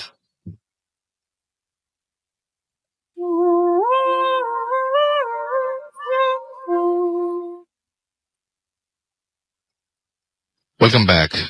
শুনছেন সবসময় রেডিও 48.2 FM। আমি রাজদুল আছির সাথে, আমার সাথে রয়েছে মাসুম, আমাদের সাথে রয়েছেন আহমেদ বাবু, আমাদের সাথে রয়েছেন ফারনান চৌধুরী, আমাদের সাথে রয়েছেন আজকে রাজশাহীবাসী। এবং রাজশাহীবাসী আপনারা অনেকেই শুনতে পেলাম যে রাজশাহী স্টেশনে গেছেন। রাজশাহী স্টেশন মিনস রাজশাহী পূর্তি station, Rajshahi, not Rajshahi rail station ও রাজশাহী বাস স্টেশন বা বাস টার্মিনাল। সো আপনারা যারা খুঁজছেন ওখানে, আমার মনে হয় যে ভুল জায়গায় খুঁজছেন। অ্যান্ড মানে ওখানে আমরা পূর্তি স্টেশনে, যেটা রাজশাহীতে। আমাদের সাথে আমাদের নতুন আরেকজন অতিথি এখানে আমাদেরকে জয়েন করছেন। তার আগে একটু বলি যে আমরা লিমিটলেস হরর ক্লাব চাই, ভূত এফএম হরর ক্লাব পুরো বাংলাদেশে এবং সব জায়গায়। আপনারা যারা যারা হরর ক্লাব, ইয়াসিন আমি সবকিছু থামিয়ে দিই, কক্সবাজার থেকে লিখেছেন রাসেল ভাই, কক্সবাজার থেকে আমি ইমেল করতে পারবো না, যদি পারেন আমাকে ভাই আপনার এই ফোন নাম্বারটাই আমাকে কিন্তু আপনার ইমেল করে দিতে হবে, বিকজ এই SMS থাকবে না আমার কাছে। সো আপনি যারা আপনারা মনে করছেন যে আপনারা পার্টিসিপেট করতে চান কক্সবাজার থেকে আগামী সপ্তাহে, তারা দয়া করে প্লিজ 2 কলম হলেও বা 2 কলম না তো 2 কি হলেও লিখে দিন আর কি, 2-3 বার কি টিপাটিপি করে আপনাদের ওই যে ওই ফোন নাম্বার এবং আপনারা ঘটনার যে বিষয়বস্তু সেটা লিখে আমাদের পাঠিয়ে দিন। আদারওয়াইজ আমরা কাউকে নিতে পারবো না এখানে। এই SMS থেকে আপনাদের নাম এবং ফোন নাম্বার কালেক্ট করা is very difficult. So please আমাদের ইমেল করুন। আমাদের ইমেল অ্যাড্রেসটা আপনারা জানেন, boothfm@radio40.fm। গুগল করলে পাবেন, আমাদের ওয়েবসাইটে গেলে পাবেন, যে কোনো জায়গায় গেলে আপনারা খুব সহজেই পেয়ে যাবেন। সো প্লিজ একটু আমাদেরকে খুঁজে বের করুন। কক্সবাজার থেকে আরো আছেন কিং আমিন। ও কক্সবাজার তো অনেকে, আমরা রাজশাহী থেকে যেরকম সারা পেয়েছিলাম কক্সবাজার থেকে অলরেডি পাচ্ছি। তারপরে তাও কি দেখছি কক্সবাজার থেকে আমাদের সাথে রয়েছেন। এবং প্লিজ যারা শেয়ার করতে চান, তার মানে আমরা কক্সবাজারে আসছি এবং কক্সবাজারে জমজমাট শো করবো। এবং মিম কক্সবাজার থেকে come Cox's Bazar, can't wait more. Alright guys, আমরা নেক্সট উইকে আসছি কক্সবাজার উইথ আওয়ার টিম এবং আশা করছি যে আপনাদেরকে ফোনে পেয়ে যাব। এবং সেই সাথে আপনারা একটু সিলেক্ট করে এখন যে কারা কারা হরর ক্লাব করতে চান, যারা হরর ক্লাব করতে চান তারা অবশ্যই আমাদেরকে SMS করে না, ডেফিনেটলি ইমেল করে জানাবেন। বি সিরিয়াস, ভূত এফএম একটা সিরিয়াস শো, আমরা চাই যে আপনারা ইমেল করুন এবং সিরিয়াসলি সেটা নিন, এবং ইমেল করাটা সবচেয়ে বেশি এখানে কাজের কাজ হবে। এনিওয়েজ আমরা চলে যাই ঘটনা এবং তারপরে আবারও ফিরে আসছি SMS এ। তো আমরা মনে হয় যে আমরা যেটা বলছিলাম যে হোল বাংলাদেশে আমরা চাচ্ছি যে লিমিটলেস আমাদের ফ্যান ক্লাব এবং আমাদের হরর ক্লাব আমরা ওপেন করতে। সো যারা যারা ইন্টারেস্টেড তারা আমাদের ইমেল করুন। আমরা চলে যাই পরবর্তী আমাদের অতিথির কাছে। তার নাম হচ্ছে মেহেদি। এবং মেহেদি, আপনি একটা মর্গ নিয়ে ঘটনা পাবেন। আসলে মর্গের ঘটনা প্রচুর পাচ্ছি আমরা এবং সেটা খুব ভালোই। এবং রাজশাহীতে কিন্তু অনেক একটা সময় বলা হতো যে রাজশাহী শহর পুকুরের শহর, প্রচুর পুকুর ছিল এখানে এবং সেই পুকুরগুলো নিয়েও নানান ধরনের গল্প রয়েছে। কোন পুকুরের নিচে কুয়া, কোন পুকুরের নিচে নাকি শিকল দিয়ে টেনে নিয়ে যায়, এরকম নানান ধরনের ঘটনা রয়েছে রাজশাহীকে নিয়ে। আই এম শিওর যে আপনারা যারা আছেন, তারা যারা শুনছেন এই মুহূর্তে রাজশাহী থেকে, তারাও জানেন। SMS এর মাধ্যমে শেয়ার করতে পারেন, আমাদেরকে ফেসবুকে শেয়ার করতে পারেন, আমাদেরকে ইমেল করতে পারেন। তবে তার আগে আমরা মেহেদির ঘটনা শোনাবো। মেহেদি, কোথায় ঘটেছিল আপনার এই ঘটনাটা? রাসেল ভাই, আসলে ঘটনাটি ঘটা রাজশাহী মেডিকেল কলেজ, আমার এক বড় ভাইয়ের কাছে। মানে আমি একটা যখন আমি প্রথম আইএসটিতে প্রথম আমি ভর্তি হই, তখন আমি আপনার 0 পয়েন্ট এখানেই আমি একটা মেস ধরা নিই। মেসের একটা বড় ভাই ছিল, মানে আমরা কোথায় ঘটেছে কি ঘটেছে সব ডিটেল বলবো না, আসলে ঠিকানাগুলো বলার দরকার নেই, আপনি জাস্ট ঘটনাটা বলেন। বুঝতে পারছি রাজশাহীতে ঘটেছে। আসলে আমার ভাই আমাকে যেভাবে শেয়ার করেন সেভাবে বললাম রাসেল ভাই। জি রাসেল ভাই, আমার ভাইয়া একদিন হঠাৎ করে খবর আসে যে তার একটা রিলেটিভ অ্যাক্সিডেন্ট করেছে, খুব মারাত্মক অ্যাক্সিডেন্ট। তো রাত 10টার দিকে তার কাছে আরেকটা খবর আসে, খুব মর্মান্তিক খবর, যে সে মারা গেছে। তো সে অনেক আপসেট হয়ে পড়ে। তো মেসে যারা ছিল তারা ধরেন তাকে অনেক করার পরে সাথে সাথে সে মেডিকেল কলেজে চলে যায় তার গেস্টকে দেখতে। তো যাওয়ার পরে তার রিলেটিভ যারা ছিল তারাও তো অনেক আপসেট ছিল সেজন্য ঘটনার কারণে। তো তাদের সান্ত্বনা দেওয়ার পরে সে যেহেতু লাশটা রাসেল ভাই এখানে অস্বাভাবিক মৃত্যু, এজন্যই লাশকে অনেক ফর্মালিটিস ছিল যেটা পূরণ করা সম্ভব ছিল না, তাই একটু দেরি হতো। তাই হিমাগার, যেটা আর কি রাজশাহী মেডিকেল কলেজের মর্গ, সেখানে রাখা হয়। তো রাসেল ভাই সে এই ঘটনা শোনার পর লাশটা কোথায় আছে সেই জিনিসটা জেনে, তো কাউকে না বলে সে সরাসরি সেই মর্গে যায় এবং যে সে হয়তো ভাবে যে সেখানে হয়তো সিকিউরিটি থাকবে, সিকিউরিটি অবশ্যই থাকবে, সিকিউরিটি থাকবে, তো সিকিউরিটি থেকে সে হয়তো বা ঘুষ বা কোনো এরকম কিছু একটা তার লাশটা দেখবে, সে কেবিন নাম্বারটা নিয়ে যায়। তো রাসেল ভাই যে কথা সেই কাজ, তিনি চলে যায়। ওখানে যাওয়ার পরে সে দুর্ভাগ্যজনক ভাবে ওখানে দেখে যে ওখানে কোনো সিকিউরিটি সেদিন ছিল না। মানে পরে জানা যায় সিকিউরিটি একটু প্রাকৃতিক কাজে একটু সাড়া দিয়েছিল, তাই একটু বাইরে ছিল। তো রাসেল ভাই সে ওখানে দাঁড়িয়ে থাকে, তা সেও একটু আপসেট ছিল, মানে সে ভাবছিল লাশটা তাকে দেখতেই হবে, কারণ তার আশা পসিবল ছিল না লাশটা দেখার জন্য, কারণ সকালবেলা ভোরেই তার লাশটা নিয়ে রওনা হয় বাসায়। তো যে কথা সেই কাজ, সে ওখানে দাঁড়িয়ে থাকতে থাকতে হঠাৎ পিছন থেকে আসে একটা ডাক পড়ে, মানে তার কাছাকাছি ডাকে তাকে, হ্যাঁ ডাকে, একটা ডাকে। তো সাথে সাথে পিছনে তাকিয়ে মানে একটা লোক দেখে, লোকটা ছিল এরকম মানে রাস্তার আর কি, মানে মানে আর কি বলা যায় নেশা করে আর কি, এরকম একটা ব্যাপার। চুলগুলো কুকড়ো, মানে ড্রেসটাও ঠিক তেমনই ছিল, মানে বোঝা যাচ্ছে দেখে খুব অস্বাভাবিক মনে হচ্ছে, স্বাভাবিক সুস্থ মনে হচ্ছে না? হ্যাঁ, হ্যাঁ। জি, বলেন। তাকে বললো ভাইজান, মানে এইভাবে বললো গ্রামীণ ভাষায়, ভাইজান লাশ দেখবেন? তখন সে বললো হ্যাঁ দেখবো। তো বলছে যে আমার সাথে আসেন। তো এই কথা শুনে তো একটু বিচলিত হলো। সেই লোকটার এই কথা বলার সাথে সাথে রাসেল ভাই, এই আপনার যে ঘরের গেটটা ছিল অলওয়েজ বন্ধ থাকে, গেটের সামনে যায় একটা হ্যাঁচকা টান দিয়ে তালাটা খুলে। তো হয়তো সে ভাবছিল যে হয়তো চাবি দিয়ে খুললো, মানে হ্যাঁচকা টান দিয়ে খুব জোরে তালাটা খোলার পরে লোকটা তাকে ভিতরে ডাকে। তো সে কিছু না বুঝেই ভিতরে যায়। যাওয়ার পরে সে একটা জিনিস খেয়াল করে রাসেল ভাই, একটা অস্বাভাবিক একটা তীব্র গন্ধে, তা মানে সে আমাকে যেভাবে বললো যে তীব্র গন্ধে সেখানে টিকতে পারতেছে না, কিন্তু সেই লোকটা যে ছিল স্বাভাবিক মানুষের মতো, স্বাভাবিক মানুষের মতো আচরণ করতেছে। সে হঠাৎ করে মানে একটা কেবিন খুলে ফেলে লাশের, কেবিন খোলার পরে বলে ভাই ভাইজান লাশ দেখবেন? লাশ দেখেন। তো এখানেই তার মনে একটা খটকা লাগে, আমি তো মানে লোকটাকে চিনি না, আর যদি সিকিউরিটি ছাড়া তো এখানে মানে খোলা পসিবল না, কারণ এখানে মানে দালাল রিলেটেড লোক থাকে, কিন্তু তাদের কাছে চাবি থাকাটা পসিবল না, আর পসিবল না মানে থাকবেই না। তো মানে আর এরকম ভাবার পরে আর কিছু না ভেবে লাশ দেখবো, লাশটা দেখি, আর কিছু না ভেবে যখন সে লোকটার সামনে গিয়ে যখন কেবিনে মানে দেখে লাশটা, যা দেখার জন্য সে একদম প্রস্তুত ছিল না যে কি দেখবে, সে দেখে সেই লোকটা মানে কাফনের কাপড় দিয়ে জড়ানো, মানে সেই কেবিনে যে ডেকে নিয়ে আসছিল, কেবিনে সে শুয়ে আছে, গলায় গোল একটা লাল দাগ, মানে জিব্বাটা বিরাজ, মানে আর কি ফাঁসির লাশ আর কি যেটা বলে আমার, জিব্বাটা অনেক। সাথে সাথে সে শক্ট হয়ে পিছনে তাকায়, কেউ নেই পিছনে, একদম ফাঁকা। তো সাথে সাথে সে মানে যে ডোরটা ছিল, দরজা দিয়ে দৌড়ে বেরিয়ে চলে আসে।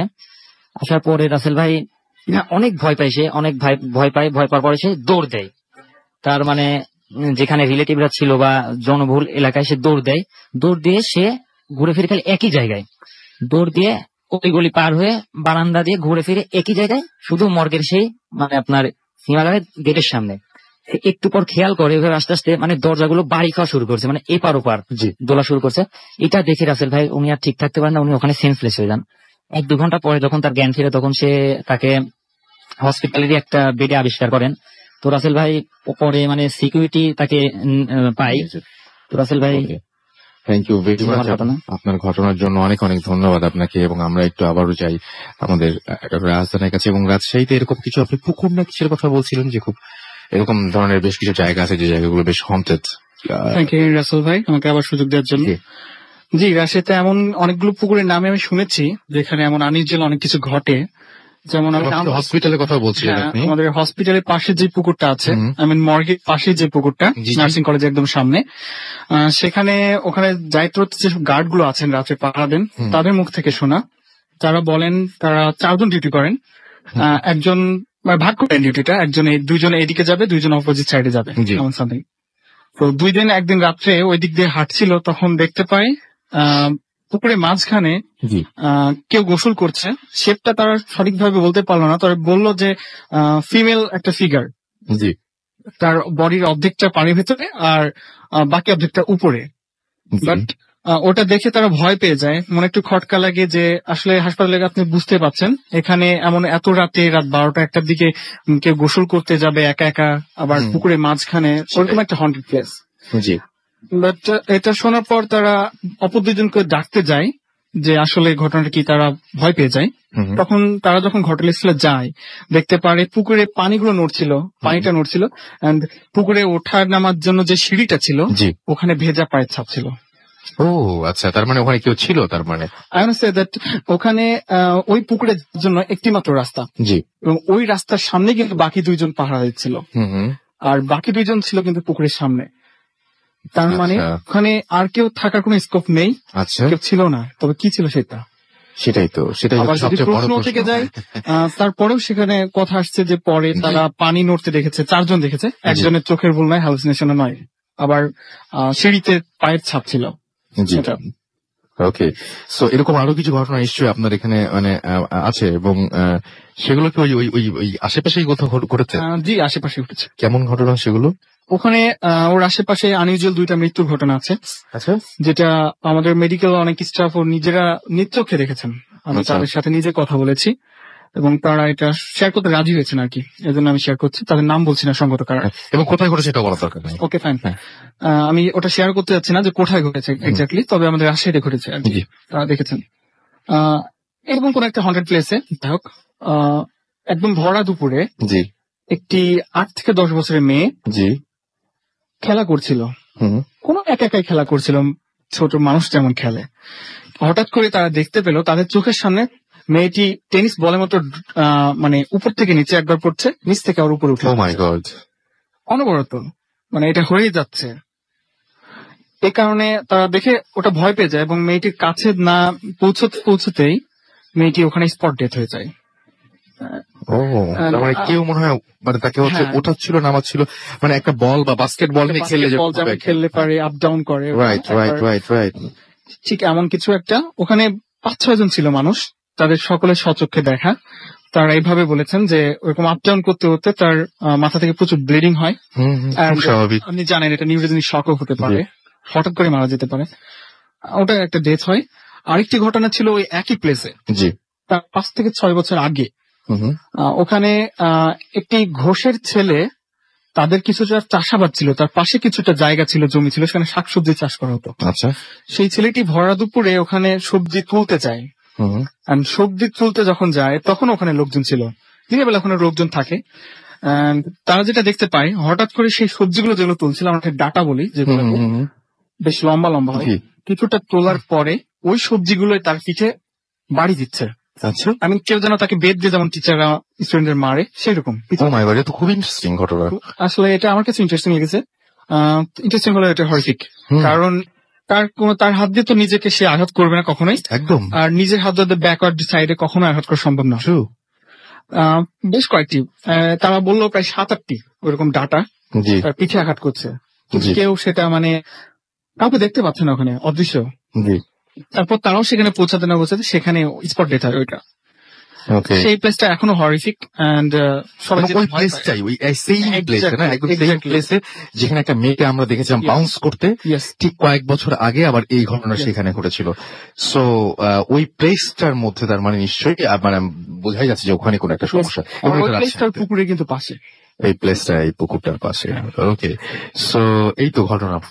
হ্যাঁ রাসেল ভাই, এটা আমার ঘটনা। ওকে, থ্যাংক ইউ সো মাচ। আমরা আমাদের পরবর্তী অতিথির কাছে যাব, তবে তার আগে একটু আপনাদেরকে জানিয়ে দিই যে আমাদের এই যে ফ্যান ক্লাব হচ্ছে, এই ফ্যান ক্লাবে আমরা কি করবো, আমরা চাইবো যে সমস্ত বাংলাদেশে আমাদের যে হরর ফ্যান ক্লাব এবং হরর ক্লাব গুলো হবে, ভূত এফএম হরর ক্লাব, সেখানে আপনারা নিয়মিত যাওয়া আসা করতে পারবেন। আপনাদের কাছে যে সমস্ত অথেন্টিক ঘটনা রয়েছে সেই ঘটনাগুলো যেমন আমাদের কাছে শেয়ার করবেন এবং সেই সাথে ক্লাবের সাথে জড়িত থাকতে পারবেন। আমরা অনেক কিছু চিন্তা ভাবনা করছি, আসলে একে একে জানাবো, এবং আমরা আশা করছি যে রাজশাহী থেকে যে শুরু হলো, রাজশাহী হরর ক্লাব রাজশাহী, ভূত এফএম হরর ক্লাব রাজশাহী, সেখান থেকে যাত্রা শুরু হলো এবং আমরা একে একে বিভিন্ন জায়গায় এরকম ক্লাব ওপেন করে যাব। আচ্ছা, আমরা দেখতে পাচ্ছি যে আমাদেরকে এসএমএস করেছেন স্ল্যাশ জগন্নাথ হল থেকে, আসলে আমাদেরকে, এবং তিনি শুনছেন এবং তার কাছে ভয় লাগছে। মাহমুদ আমাদের এখানে এসএমএস করেছেন এবং আমাদেরকে তিনি বলেছেন যে মেহেদির গল্পটা সত্যি, মেহেদিকে থ্যাঙ্কস গল্প বলার জন্য। ওকে, আপনি আই ফ্রম রাজশাহী, আমার মনে হয় যে আপনি Rajshahi, you from Rajshahi right. এসে আমাদের লিখেছেন রাজাবাড়ি হাট থেকে, যে রাজশাহী এবং রাজশাহী রাজাবাড়ি হাট রাজশাহী থেকে তিনি লিখেছেন যে আমাদের হরর ক্লাবে জয়েন করতে চাইলে কি যোগাযোগ করবো। হ্যাঁ, আমরা একটা ফেসবুকের লিঙ্ক দিয়ে দেবো আপনাদেরকে, আপনারা সেখানে জয়েন করবেন এবং এখানে যে সাকিব বা রনি ভাই যারা রয়েছে তাদের মাধ্যমে আপনারা সেখানে মেম্বার হয়ে যেতে পারবেন। মুন্না আমাদের রাজশাহী থেকে SMS করেছেন এবং তিনি বলছেন যে রাজশাহীর মেইন হরর প্লেস নাকি এখানে একটা কলেজ রয়েছে, রাজশাহী শাহ মখদুম কলেজ। ওকে, সেই কলেজে নাকি অনেক মানে বলছে সেখানকার কোনো ঘটনা নেই না, আমাদের সেরকম ঘটনা মুন্না কেউ পাঠাননি, আপনি পাঠিয়ে দিলে আমরা সেটা জানাতে পারতাম আপনাদেরকে, বাট আনফর্চুনেটলি আমরা সেই জায়গার কোনো ঘটনা পাইনি এবং সেটা হন্টেড জায়গা সেটাও আপনার কাছ থেকে আমরা জানলাম। নায়রা আমাদের লিখেছেন এবং তার কাছে ভূতের স্টোরি রয়েছে, পাঠিয়ে দিন প্লিজ। আমরা তবে অবশ্য আমরা ভূতের স্টোরি ভূতের গল্প কিন্তু নেই না, আমরা বাস্তব ঘটনা নেই। আমিন আমাদের SMS করেছেন আমাদেরকে দেখতে পাচ্ছি শুভ কক্সবাজার থেকে। আমার কাছে অনেক স্টোরি আছে, আপনি আমাদের কাছে আপনার অ্যাটলিস্ট আপনার যে বেস্ট যে স্টোরিটা সেই স্টোরিটা সেন্ড করুন bhutfm@radio40.fm এই অ্যাড্রেসে। যেই না আমাদের SMS করেছেন আমাদেরকে মৌমিতা সাহা, এছাড়াও সুমাইয়া আমাদের আমাদেরকে SMS করেছেন নারায়ণগঞ্জ থেকে।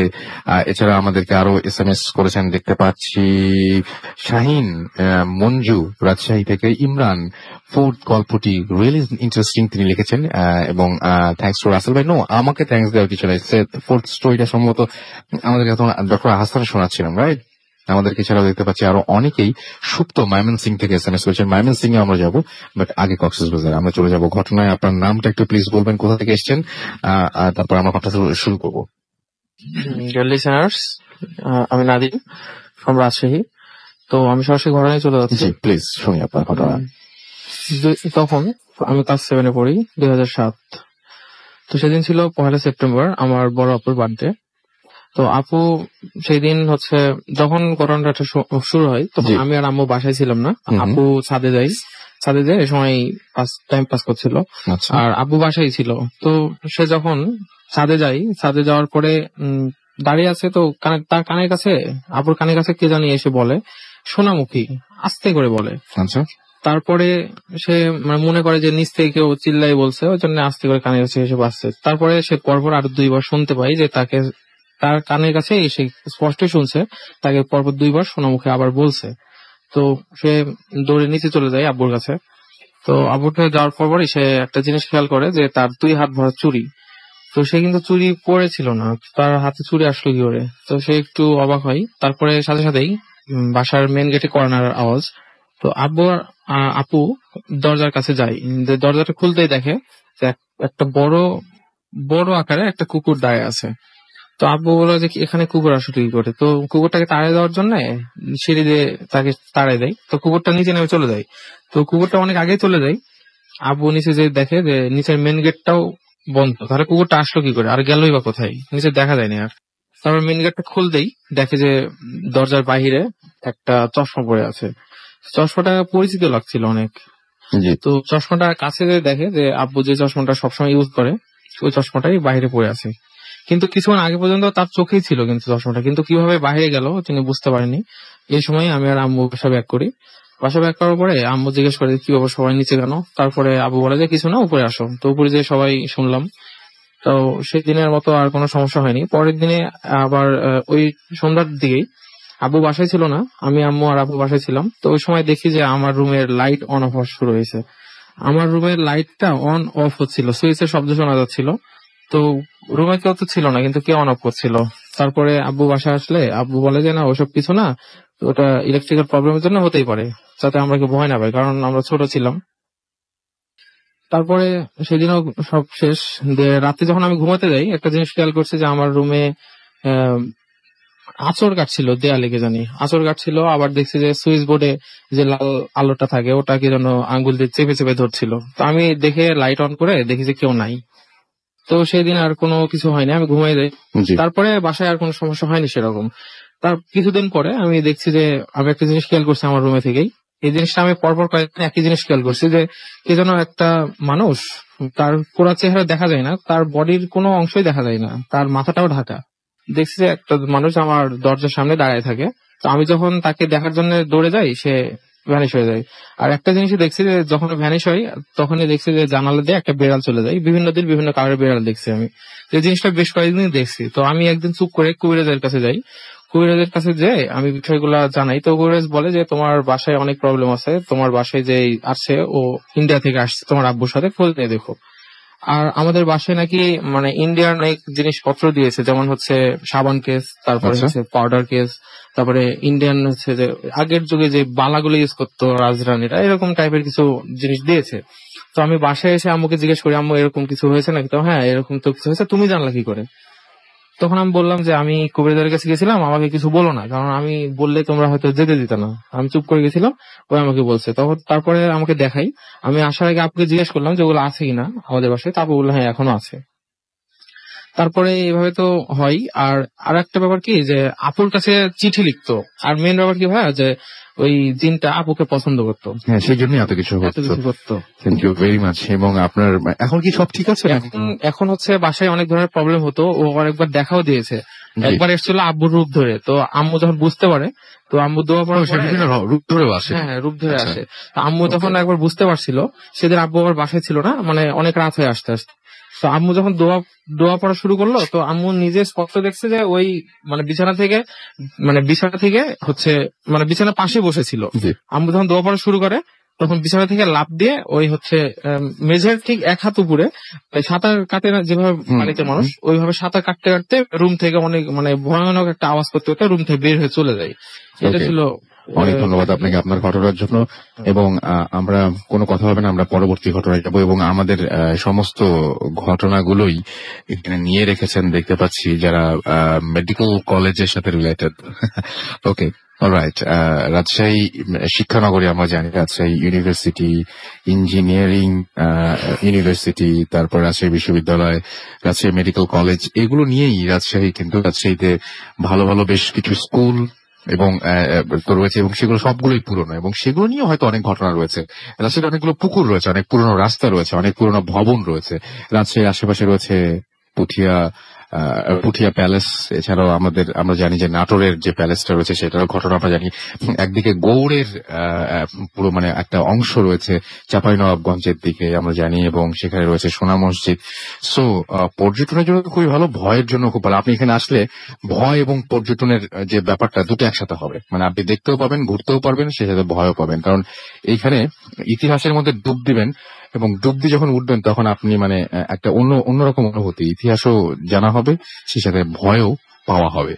সো জানা এবং পাওয়া দুটো সংমিশ্রণ করবে রাজশাহীতে। আমরা চলে যাচ্ছি আমাদের পরবর্তী ঘটনায়। লিখছেন আমাকে যিনি মেইল, তিনি বলছেন যে ঘটনাটি আপনি পড়ে শোনালে আমি খুশি হব। হ্যালো রাসেল ভাই, কেমন আছেন? আশা করি ভালো আছেন। আমি জাহিদ, আমার বাড়ি রাজশাহী জেলার দুর্গাপুর থানাতে। আমি যে ঘটনাটি বলছি তা আমার এক ভাইয়ের সাথে ঘটে যাওয়া ঘটনা। আমি ঘটনাটি আমার মতো করে বলছি। ঘটনাটি 3 বছর আগের। আমি রাজশাহী মেডিকেল অ্যাসিস্ট্যান্ট ট্রেনিং স্কুলে পড়ি। পড়াশোনার শেষ বছরে আমাদেরকে বিভিন্ন হাসপাতালে পাঠানো হয় ইন্টার্নি করার জন্য। আমার বাড়ির হাসপাতাল পাশে হওয়ার কারণে আমি ইন্টার্নির জন্য দুর্গাপুর হাসপাতাল বেছে নেই, যাতে আমার অনেক সুবিধা হয়, কারণ ওইখানকার সবাই আমার পরিচিত। ঘটনাটা ঘটে ওই হাসপাতালেই।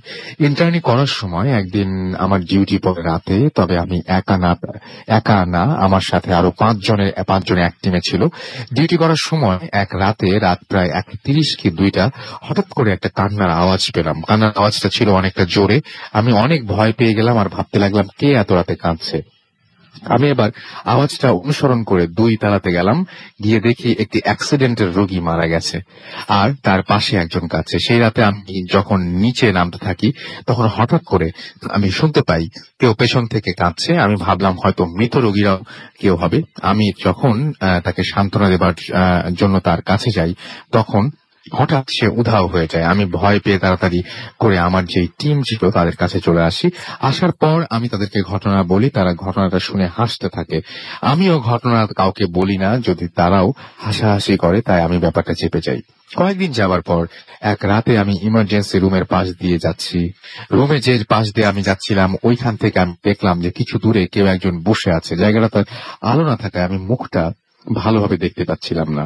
আমি তার কাছে যেতে থাকি দেখার জন্য। কাছে গিয়ে দেখি কেউ নেই। এবার আমি ভীষণ ভয় পেয়ে গেলাম, কারণ এরকম ঘটনা এর আগেও ঘটেছে আমার সাথে। আমি আবার ফিরে আসার জন্য যখন পেছন ঘুরি, তখন দেখি যে আমি যা দেখলাম তা দেখার জন্য আমি প্রস্তুত ছিলাম না। আমি দেখলাম সেই অ্যাক্সিডেন্টে মৃত রোগীটা সাদা কাপড় পরে আমার দিকে রক্ত মাখা চোখে তাকিয়ে আছে, এবং তার সারা মাথা দিয়ে রক্ত পড়ছে, আর সেই রক্ত সাদা কাপড়ে লাল করে ফেলছে, সাদা কাপড়টায় লাল হয়ে যাচ্ছে।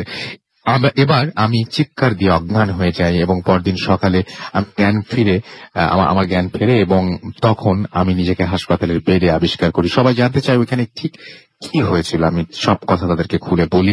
ঘটনাটি আমার এলাকায় জানাজানি হলে সবাই স্যারকে বলে আমার ডিউটি দিনে করার ব্যবস্থা করে দিতে। এরপর থেকে আমি কখনো নাইট ডিউটি করিনি, আর ওই জায়গাতে কখনো যাইনি। এই ছিল আমার ঘটনা, এবং ভালো লাগলে পড়ে শোনাবেন।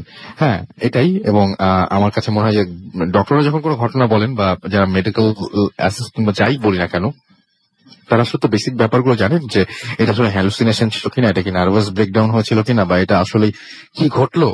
অন্যদের চাইতে হয়তো একটু বেশি শিওর হয়ে যান, এবং আসলেই এটা কি মনের অসুখ নাকি আসলে এটা ঘটেছে সেটা ডাক্তাররা খুব ভালো বুঝতে পারেন, এবং সেই জন্য তাদের ঘটনাগুলো শুনতেও খুব মজা লাগে। তো একইভাবে আমাদের বাংলাদেশের বিভিন্ন প্রান্তে একটা ঘটনাই নানান ভাবে ঘটে কিন্তু, এবং আমরা সেটাই চেষ্টা করছি বিভিন্ন অঞ্চলে গিয়ে সেই অঞ্চল ভিত্তিক ঘটনাগুলো সংগ্রহ করে আপনাদের কাছে তুলে ধরার চেষ্টা করছি। এবং আপনাকে কষ্ট করে আর আমাদের স্টুডিওতে আসতে হবে না, আপনার শহরে আপনার সাথে থাকবে রেডিও ফুর্তি। আপনি চাইলেই আপনার শহরে বসে এখন আপনার শহরের ঘটনা শেয়ার করবেন রেডিও ফুর্তির সাথে। সারা পৃথিবী শুনবে, সারা বাংলাদেশ শুনবে, তো বটেই, সারা পৃথিবী শুনবে ফুর্তি অ্যাপের মাধ্যমে, এবং ফুর্তির নেটওয়ার্কের আওতায় যারা রয়েছেন তার কাছেই। এবং আশা করছি যে আমরা কক্সবাজারও আপনাদের সারা পাবো। আমরা ছোট্ট একটা বিরতি যাবো, এবং বিরতি যাওয়ার আগে আপনাদের কাছে SMS চাইবো। আমাদের SMS করতে হলে মোবাইলের মেসেজ আপনাকে টাইপ করুন ফুর্তি FORT, ফুর্তি স্পেস দিয়ে লিখুন আপনার নাম, স্পেস দিয়ে আপনার মেসেজ পাঠিয়ে দেন 9840 নাম্বারে। আমাদের ইমেল করতে চাইলে আমাদের ইমেল অ্যাড্রেস হচ্ছে bhutfm@radiofurti.fm, which is bhwtfm@radiofort.fm। তার নাম, ঠিকানা এবং ফোন নাম্বার সহ আপনার জীবনে ঘটে যাওয়া সেরা ঘটনা লিখে পাঠিয়ে দিন আমাদের কাছে। ঘটনা শুরুতে অবশ্যই উল্লেখ করুন যে ঘটনাটি আপনি স্টুডিওতে এসে শেয়ার করতে চান। কারণ স্পেশালি আমি কক্সবাজারের অধিবাসীদের বলছি, আমরা তো আসছি, চলে আসুন স্টুডিওতে এবং পাঠিয়ে দিন আপনার ঘটনা। ফেসবুকের লিঙ্ক হচ্ছে www.facebook.com/radio.furti এবং www.facebook.com/bhutfm.russell। ছোট্ট একটা বিরতিতে যাচ্ছি। স্টে টিউনড, রেডিও ফুর্তি, and don't stop the ফুর্তি। Bhoot FM, the night comes alive with Gramophone.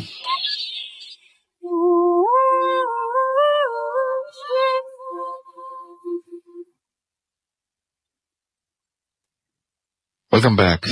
শুনছেন সবসময় রেডিও ফুর্তির 8.2 FM। আমি রাসেল আছি সাথে, আমার সাথে রয়েছে মাসুম, এবং আজকের অতিথিরা। আপনাদের সবাইকে আরো একবার স্বাগত জানাচ্ছি ভূত FM এ, এবং বছরের প্রথম ভূত FM আমরা করছি রাজশাহী থেকে, আপনারা সবাই জানেন। এবং আপনাদের রাজশাহীবাসীকে প্রথমত জানাচ্ছি অনেক ধন্যবাদ। আপনারা এই একটা সপ্তাহ জুড়ে অসংখ্য ঘটনা পাঠিয়েছেন এবং এখনো পর্যন্ত আমাদের সঙ্গে রয়েছেন, এবং পুরো দেশবাসীকে বলছি যে আপনাদেরকে অনেক ধন্যবাদ। রাজশাহীর ঘটনা কেমন লাগছে সেটা আমাদেরকে জানিয়ে SMS করতে পারেন। রাজশাহীর ঘটনা কেমন লাগছে সেটা জানিয়ে আমাদেরকে ফেসবুকে আপনারা লিখতে পারেন, এবং সেটার জন্য আপনার যেটা করতে হবে, মোবাইলের মেসেজ আপনাকে টাইপ করতে হবে ফুর্তি FORT, ফুর্তি স্পেস দিয়ে লিখতে হবে আপনার নাম, স্পেস দিয়ে আপনার মেসেজ পাঠিয়ে হবে 9840 নাম্বার। যদি আমাদের ফেসবুকে যেতে চান www.facebook.com/radio.furti এবং www.facebook.com/bhutfm.russell, এই দুটো অ্যাড্রেসে গিয়ে আপনারা আমাদের জানিয়ে দিতে পারেন রাজশাহীবাসী যে কষ্টটা করছেন এবং যত আনন্দ দিচ্ছেন আপনাদেরকে, তারাও অনেক খুশি হবেন আপনাদের SMS পেলে বা আপনাদের কাছ থেকে কোনো কিছু শুনতে পেলে। আমরা চলে যাচ্ছি আমাদের পরবর্তী অতিথি রাজশাহীরই, আমাদের ওই যে ভূত FM হরর ক্লাবেও তিনি রয়েছেন জয়েন্ট সেক্রেটারি হিসেবে। তিনি ভয় পেয়েছিলেন একবার রাজশাহীতে, এবং আপনি তো বলছিলেন যে রাজশাহীতে একটা সময় অনেক পুকুর ছিল এবং সেই পুকুরগুলো নিয়ে নানান ধরনের কাহিনী শোনা যায়, তাই না?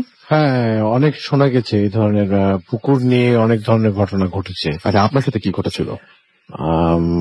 আমার সঙ্গে যে ঘটনাটা ঘটেছে আসলে সেটা যতদূর সম্ভব মনে হয় 1991 সাল হবে। জি। আমি তখন 88 সালের দিকে মঞ্চে কাজ করছিলাম, মঞ্চ নাটকে। তো আমার হাতে খড়ি দিয়েছেন রাজশাহীর একজন প্রবীণ নাট্যগুরু, হচ্ছে গোলাম বাদন, কিছুদিন আগে মারা গেছেন। যাই হোক, ওনার ইয়ের জন্য আমরা একটা রিহার্সালে গিয়েছিলাম বালিয়াপুকুর। সেখান থেকে রাত্রি 1টার সময় ফেরার সময় আমরা 3জন আসছিলাম, একজনের বাসা ছিল হচ্ছে আলিফলামি ভাটার মোড়, একজনের বাসা ছিল বালিয়াপুকুর এবং বেলদার পুকুর, বেলদার পাড়া, এবং আমার বাসা হচ্ছে হোসেনিগঞ্জ। আচ্ছা, আমরা তিনজন আসার সময় দর্শন মন্ডল মোড়ের ওখানে যার বাসা হচ্ছে আলিফলামি ভাটার মোড়, তিনি চলে গেলেন, এবং আমি এবং হচ্ছে বেলদার পাড়া মোড়ের বাসা যার, আমরা দুজন হাঁটতে হাঁটতে এসে বেলদার পাড়া মোড়ে যার বাসা, সে বললো যে আমি কি এগিয়ে দিব কিছু দূর? ঠিক আছে, প্রয়োজন নেই, আমি চলে যাব। উনি চলে গেলেন, আমি তখন হাঁটতে হাঁটতে চলে আসছি রেশমপট্টির ওই রাস্তাটা দিয়ে, যে রাস্তাটা এখন বড় করা হচ্ছে, ভাঙছে আর কি, ওই রাস্তা দিয়ে আমি হাঁটতে হাঁটতে আসছি। হাঁটতে হাঁটতে আস্তে আস্তে কিছু দূর আসার পরে হঠাৎ করেই আমার কাছে মনে হলো কি যেন আমার সামনের দিকে এগিয়ে আসছে, এবং আমি এগিয়ে আসার এটা দেখে আমি হঠাৎ তাকিয়ে দেখলাম আকস্মিক ভাবেই যে একটা সাদা কি যেন আমার দিকে এগিয়ে আসছে। আমি ভালো করে লক্ষ্য করে দেখছি একটা সাদা কাপড়, শুধু কাপড় দেখা যাচ্ছে, যে রাস্তা দিয়ে মাঝখান দিয়ে হেঁটে আসছে আমার দিকে, এবং সময়টা ছিল পরশুদিন। সাদা কাপড়, শুধু একটা সাদা কাপড়। আচ্ছা, আমি কোনো কিছু দেখতে পাচ্ছি না আর কি। হ্যাঁ, মানে কোনো মুখ কিংবা মাথা কোনো কিছু দেখা যাচ্ছে, অবয়ব বা সাদা কাপড়, শুধু সাদা কাপড় একটা আমার দিকে এগিয়ে আসছে। আমি এইটা দেখার ফলে আমি ভোঁ দৌড় দিয়েছি, একেবারে ইয়েতে সাগরপাড়ার মোড়ের। তখন ওই সাগরপাড়ার মোড়ের যে রাস্তাটা আছে, ওই রাস্তাটা কিন্তু তখন হয়নি। আচ্ছা, হ্যাঁ, তখন যে রাস্তাটা ছিল সরু রাস্তা ছিল, সেই রাস্তাটা আরো ভয়ঙ্কর ছিল। আমি ভয়ে ওই দিকে আর এগোচ্ছি না। আমি সাগরপাড়ার মোড়ে এসে কোনো ব্যক্তিকে পাই কিনা সে বিষয়টা দেখার জন্য ওখানে দাঁড়ালাম, যে হেল্প নেব, যে এরকম রাস্তায় এরকম ঘটনা ঘটেছে, আমাকে একটু হেল্প করুন, আমি অন্তত রানীবাজার পর্যন্ত আমাকে একটু এগিয়ে দেওয়ার জন্য।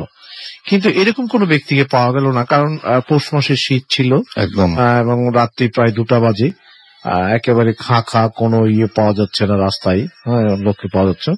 তাই আমি কিছুক্ষণ অপেক্ষা করার পর আমি আবার হেঁটে আসলাম ওই মানে রেশমপট্টির রাস্তাতে। রেশমপট্টির রাস্তাতে এসে আমি দেখছি ঠিক যেইখানে ওই কাপড়টি আমার দিকে হেঁটে আসছিল, যেখান থেকে, ওইখানেই আবার দাঁড়িয়ে আছে মাঝখানে। এবং মডেল স্কুলের ওইখানে আমি যখন এসেছি তখন হচ্ছে আমি 2 ধাপ এগোচ্ছি, তো ওই সাদা কাপড়টিও আমার দিকে 2 ধাপ করে এগিয়ে যাচ্ছে। আচ্ছা, আমি রীতিমতো ঘেমে গিয়েছি, শীতের মধ্যে আমি ঘেমে গেছি, এবং আমার নাভিশ্বাস অবস্থা। যখন সে আমার দিকে এগোতে মানে শুরু করেছে, তখন আমি আবারও দৌড় দিয়েছি সাগরপাড়ার দিকে, এবং সেইখানে বটতলার মোড়ে দাঁড়িয়ে থেকে আমি চেষ্টা করছি কোনো লোককে পাওয়া যায় কিনা, কিংবা কোনো নাইট গার্ডকে পাওয়া যায় কিনা, কিন্তু কাউকে পাওয়া যাচ্ছে না। এইভাবে বেশ কিছুক্ষণ কাটার পরে আমি আবার আসলাম, এসে দেখছি যে ওই সাদা কাপড়টা আবার ওই রাস্তার মাঝখানেই দাঁড়িয়ে আছে, এবং আমি যখন দ্রুত ওর দিকে এগোতে শুরু করেছি, সে তখন আমার দিকে দ্রুত এগিয়ে আসছে, এবং দ্রুত যখন এগিয়ে আসছে আমি তখন রেশমপট্টির যে গলিটা আছে, রেশমপট্টি মসজিদের গলি, ওই গলির মধ্যে ঢুকে পড়েছি, এবং আমি রীতিমতো আমার মানে নিঃশ্বাস খুব দ্রুত চলছে, মনে হচ্ছে যে আমি এই মুহূর্তে হার্ট ফেল করবো, এবং আমি চিৎকার করব, সেই চিৎকার করার মতো আমার মানে গলা দিয়ে কোনো আওয়াজ বের হচ্ছে না, এত ভয় পেয়ে গেছে। স্বাভাবিক। তারপরে আমি বেশ কিছুক্ষণ ওই গলির মধ্যে দাঁড়িয়ে থাকলাম, তারপরে একটু স্বাভাবিক হলে আমার তখন একটু সেন্স আসলো যে এত রাত্রে আমি গলির মধ্যে দাঁড়িয়েছি, কেউ যদি বেরিয়ে আমাকে দেখে তাহলে আবার আরেকটা উটকো ঝামেলা হবে যে আমি চোর, এরকম বিষয়টা হবে। আমি আবার আস্তে আস্তে 1 পা 2 পা করে এগিয়ে আসলাম, এসে আমি ডান বামে দেখছি, লক্ষ্য করে, হ্যাঁ দেখছি যে ও যেখানে ছিল সেইখানে সাদা কাপড়টা আবার দাঁড়িয়ে আছে। আচ্ছা, এবং আমি আবারও হচ্ছে মেন রোডে আসলাম, মেন রোডে এসে দাঁড়িয়ে থেকে ওই যে পুরাতন মানুষের প্রবীণদের কাছে শুনেছি যে বগলের তলায় দিয়ে দেখলে নাকি এরকম ভূত টুত হলে দেখা যায় আর কি, যে শূন্যের উপর দাঁড়িয়ে আছে। তো আমি বগলের নিচে দেখতে, বগলের নিচ দিয়ে আর কি প্রবীণদের কাছে শুনেছি আর কি। হ্যাঁ, তো আমি এইরকম বগলের তলা দিয়ে দেখার চেষ্টা করলাম, তো এই ধরনের আমি কোনো কিছুকে বুঝতে পারলাম না। হয়তো আমি অত্যন্ত ভীত হয়ে গেছিলাম, এই জন্যই হয়তো এরকম অবস্থা হয়েছিল। আমি ওই মুহূর্তে চিন্তা করলাম যে আমাকে তো বাসায় যেতে হবে, এবং ওইখান থেকে বের হওয়ার যে পথগুলো ওগুলো আরো ডেঞ্জারাস, এই জন্য আমি ওই পথ না যেয়ে এদিক দিয়ে যাওয়ার চেষ্টা করছি। আমার একটু সাহস ছিল অবশ্য, হ্যাঁ, সেই সময়ে খুব এই রাতের বেলা ঘুরে টুরে বেড়াতাম। যাই হোক, আমি তখন খুব দ্রুত ওর দিকে হাঁটা শুরু করি। না, ও তখন মুভ করেছে উল্টো দিকে, আমার দিক থেকে উল্টো দিকে। জি। তখন আমি চিন্তা করেছি যে আমি দৌড়িয়ে পালিয়ে যাব, মানে ওর আগেই। এইরকম চিন্তা করার ফলে আমি যখন একটু দৌড় দিয়েছি, তখন দেখি যে মুভ করে সে আমার দিকে দৌড়িয়ে আসছে। আচ্ছা। আমি তখন তো ভয়ে এমন দৌড় দিচ্ছি, আমি জানি না যে কিভাবে দৌড়িয়ে আমি কল্পনা হলের এখানে চলে এসেছিলাম। আমি যে রাস্তাগুলো ভয় করছিলাম, জি। সেই রাস্তা দিয়ে আমি দৌড়িয়ে কিন্তু কল্পনা হল, যেটা উৎসব সিনেমা হল পরে হয়েছে, এখন তো হলটা ভেঙে ফেলা হয়েছে, তো ওই রাস্তায় আমি এক দৌড়ে এসেছিলাম। আচ্ছা। এক দৌড়ে চলে এসেছিলাম। ওকে। এবং এরপরে আমি আর কখনো এই যখন নিঝুম রাতে এই ফাঁকা রাস্তায় আর কখনো জাননি। আমরা একটু রনি ভাইয়ের কাছে যাই এবং আমরা বলি যে আমার রানী যে রাজশাহীতে একসময় অসংখ্য পুকুর ছিল, হ্যাঁ, তো আমার কাছে মনে হয় যে এই পুকুরগুলো নাই, কিন্তু পুকুর নিয়ে তো অনেক কথা শোনা যায়। রাজশাহী অনেক শান্ত শহর, কিন্তু রাজশাহীতে ভয়টা আসলে কেন, মানে ভয়টা কি নিয়ে? ধন্যবাদ রাসেল আপনাকে। আপনি জানেন যে শুরুতে আপনি শুরুটা করেছেন এইভাবে যে রাজশাহী বিভাগীয় শহর হলেও ঝলমলে আলোকবাতির পেছনে প্রত্যন্ত অঞ্চলে রয়েছে বড়বাড়ি, মজাপুকুর আর ছোট্টা জঙ্গল। যাই হোক, এখানে কিন্তু আসলে এখনো সেই ধরনের ঘটনাই ঘটে, যে কাহিনীগুলো সত্যি শুনলে সেটা আঁতকে উঠতে হয়। তো একটা ছোট করে আমি একটা ঘটনা বলি। আমার এক ছোট ভাই সে গল্পটা আমাকে করছিল যে এলাকায় আর কি মজা পুকুর, মানে যে পুকুরগুলো সাধারণত ব্যবহার হয় না, এবং সেখানে কচুরিপানায় ভর্তি থাকে। তো সে বলছিল যে সেই পুকুরের আশেপাশে যারা জেলে আছে তারা মাছ ধরতো, তো প্রায় 2 জন ব্যক্তি আর কি মাছ ধরতেন। তো একজন অপেক্ষা করতেন। তো একজন ব্যক্তি মাছ ধরতে এসে দেখে তার সেই সঙ্গীটি নেই। তো ঘটনাটা এরকম যে কারণ কি, তো উনি বাড়ি ফিরে যান। কিছুক্ষণ পর তাকে ডাক দেয় তার বন্ধু, এবং ডাকার পরে 2 জন মিলে মাছ ধরতে যায়। এটা শহরের মতোই ঘটনা, শহরের একটু বাইরে, বাইরে অঞ্চলে। তো সেখানে ঘটনাটা এরকম ঘটে যে চল আমরা আস্তে আস্তে পানির দিকে এগোই মাছ ধরার জন্য। তারা যাচ্ছিলেন, যেতে গিয়ে হঠাৎ করে যাকে ডেকে নিয়ে আসা হয়েছিল সে খেয়াল করে যে এ কি, পানির তো কোনো শব্দ হচ্ছে না, আমি যাচ্ছি আমার পানির শব্দ হচ্ছে, আমার সঙ্গে যে আছে তার কোনো পানির শব্দ হচ্ছে না। উনি রীতিমতো ভীত হয়ে পড়েন, এবং ভীত হওয়ার পরপরই পেছনের সামনে না তাকিয়ে সোজা পানির থেকে ভৌ দৌড় দিয়ে উঠে আসে। এবং সেই ঘটনাটা সত্যি আতঙ্কিত হয়। ওনার পানি, মানে যিনি পাশে সাজা যাচ্ছিলেন তার পানির কোনো শব্দ শুনতে পাননি সে। এবং এই ধরনের ঘটনা ঘটার ফলে এখনো কিন্তু আমাদের এই প্রত্যন্ত অঞ্চলগুলোতে কোন শিশু জন্মগ্রহণ করলে লক্ষ্য করা যায় যে তাকে মাদুলি বা তাবিজ তার কোমরে বেঁধে দেওয়া হয়, অথবা কোনো গাছগাছড়া থেকে গাছের শেকড়টা কি জন্য দেওয়া হয়? আমরা মাদুলি বা তাবিজ বুঝলাম, শেকড়টা কি জন্য দেওয়া হয়? শেকড়টা দেওয়া হয় এরকম যে তাদের বিশ্বাস যে অশিরে যে আত্মা ভর করে থাকে বা দেখে থাকে সেটা তাদেরকে রক্ষা করবে, এরকম একটা তাদের মধ্যে। ওকে, অনেক ধন্যবাদ রনি ভাই আপনাকে, এবং আমরা আপনার সাথে আরো যোগাযোগ রাখবো এবং কথা হবে। আমরা এখন কিছু এসএমএস এ চলে যাব, এবং আমরা দেখতে পাচ্ছি অসংখ্য এসএমএস আমাদের সাথে রয়েছেন। আমাদের সাথে রয়েছে কৃষ্ণ ময়মনসিং থেকে। কবে আসবেন ময়মনসিং এ? ডেফিনেটলি আমরা খুব তাড়াতাড়ি আসবো। তিকুর রহমান আমাদের সাথে রয়েছেন রাজশাহী থেকে। মাসুদ ভাই, বেস্ট স্টোরি, আপনাদের শুনছি, ভালো লাগছে। আমাদেরকে মিনহাজ লিখেছেন সিলেট থেকে, এবং আমাদেরকে দেখতে পাচ্ছেন মিতা রাজশাহী থেকে লিখেছেন লাইট অফ করে শুনছি, একটু ভয় লাগছে। এবং আমাদেরকে দেখতে পাচ্ছি পি লিখেছেন হাজারীবাগ থেকে। এছাড়াও শিশি আমাদের রাজশাহী থেকে এসএমএস করেছেন, সবাইকে নিউ ইয়ারের শুভেচ্ছা জানিয়েছেন এবং নিউ ইয়ারের সুন্দর একটা গিফট দেওয়ার জন্য ধন্যবাদ জানিয়েছেন ফুড থেকে। এছাড়াও শামীম আমাদের সাথে আজকে আমার সাথে রয়েছেন। বল্লভ নারায়ণগঞ্জ থেকে, বর্ণ নেত্রকোনা থেকে আমাদের সাথে রয়েছেন। অনিক রাজশাহী থেকে রয়েছেন আই লাভ বুথ এফএম লিখেছেন। এছাড়াও ফয়সাল মুক্তা খুলনা থেকে আমাদের সাথে রয়েছেন। আসিফ আমাদের সাথে রয়েছেন। নূর মোহাম্মদ সিলেট থেকে আমাদের সাথে আছেন। কেয়া আমাদের সাথে রয়েছেন। আমাদের সাথে রয়েছেন সত্যি নেত্রকোনা থেকে আমাদের সাথে রয়েছেন তিনি, এবং আসিফ নেহালে আমি এসএমএসটি পড়েছি। সো নাহির এবং হাবিব আমাদের সাথে কুমিল্লা থেকে রয়েছেন।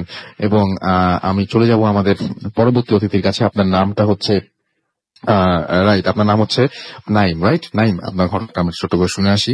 হ্যালো লিসনার্স, আমি নাহিয়ান রাজ নাইম, সাহিত্য একাডেমির টিচার। আমি ঘটনায় চলে যাই। ঘটনাটা 2008 সালের ঘটনা। তখন আমি ক্লাস 10-এ পড়ি। তো আমার নানা হঠাৎ করে অসুস্থ হয়ে যান।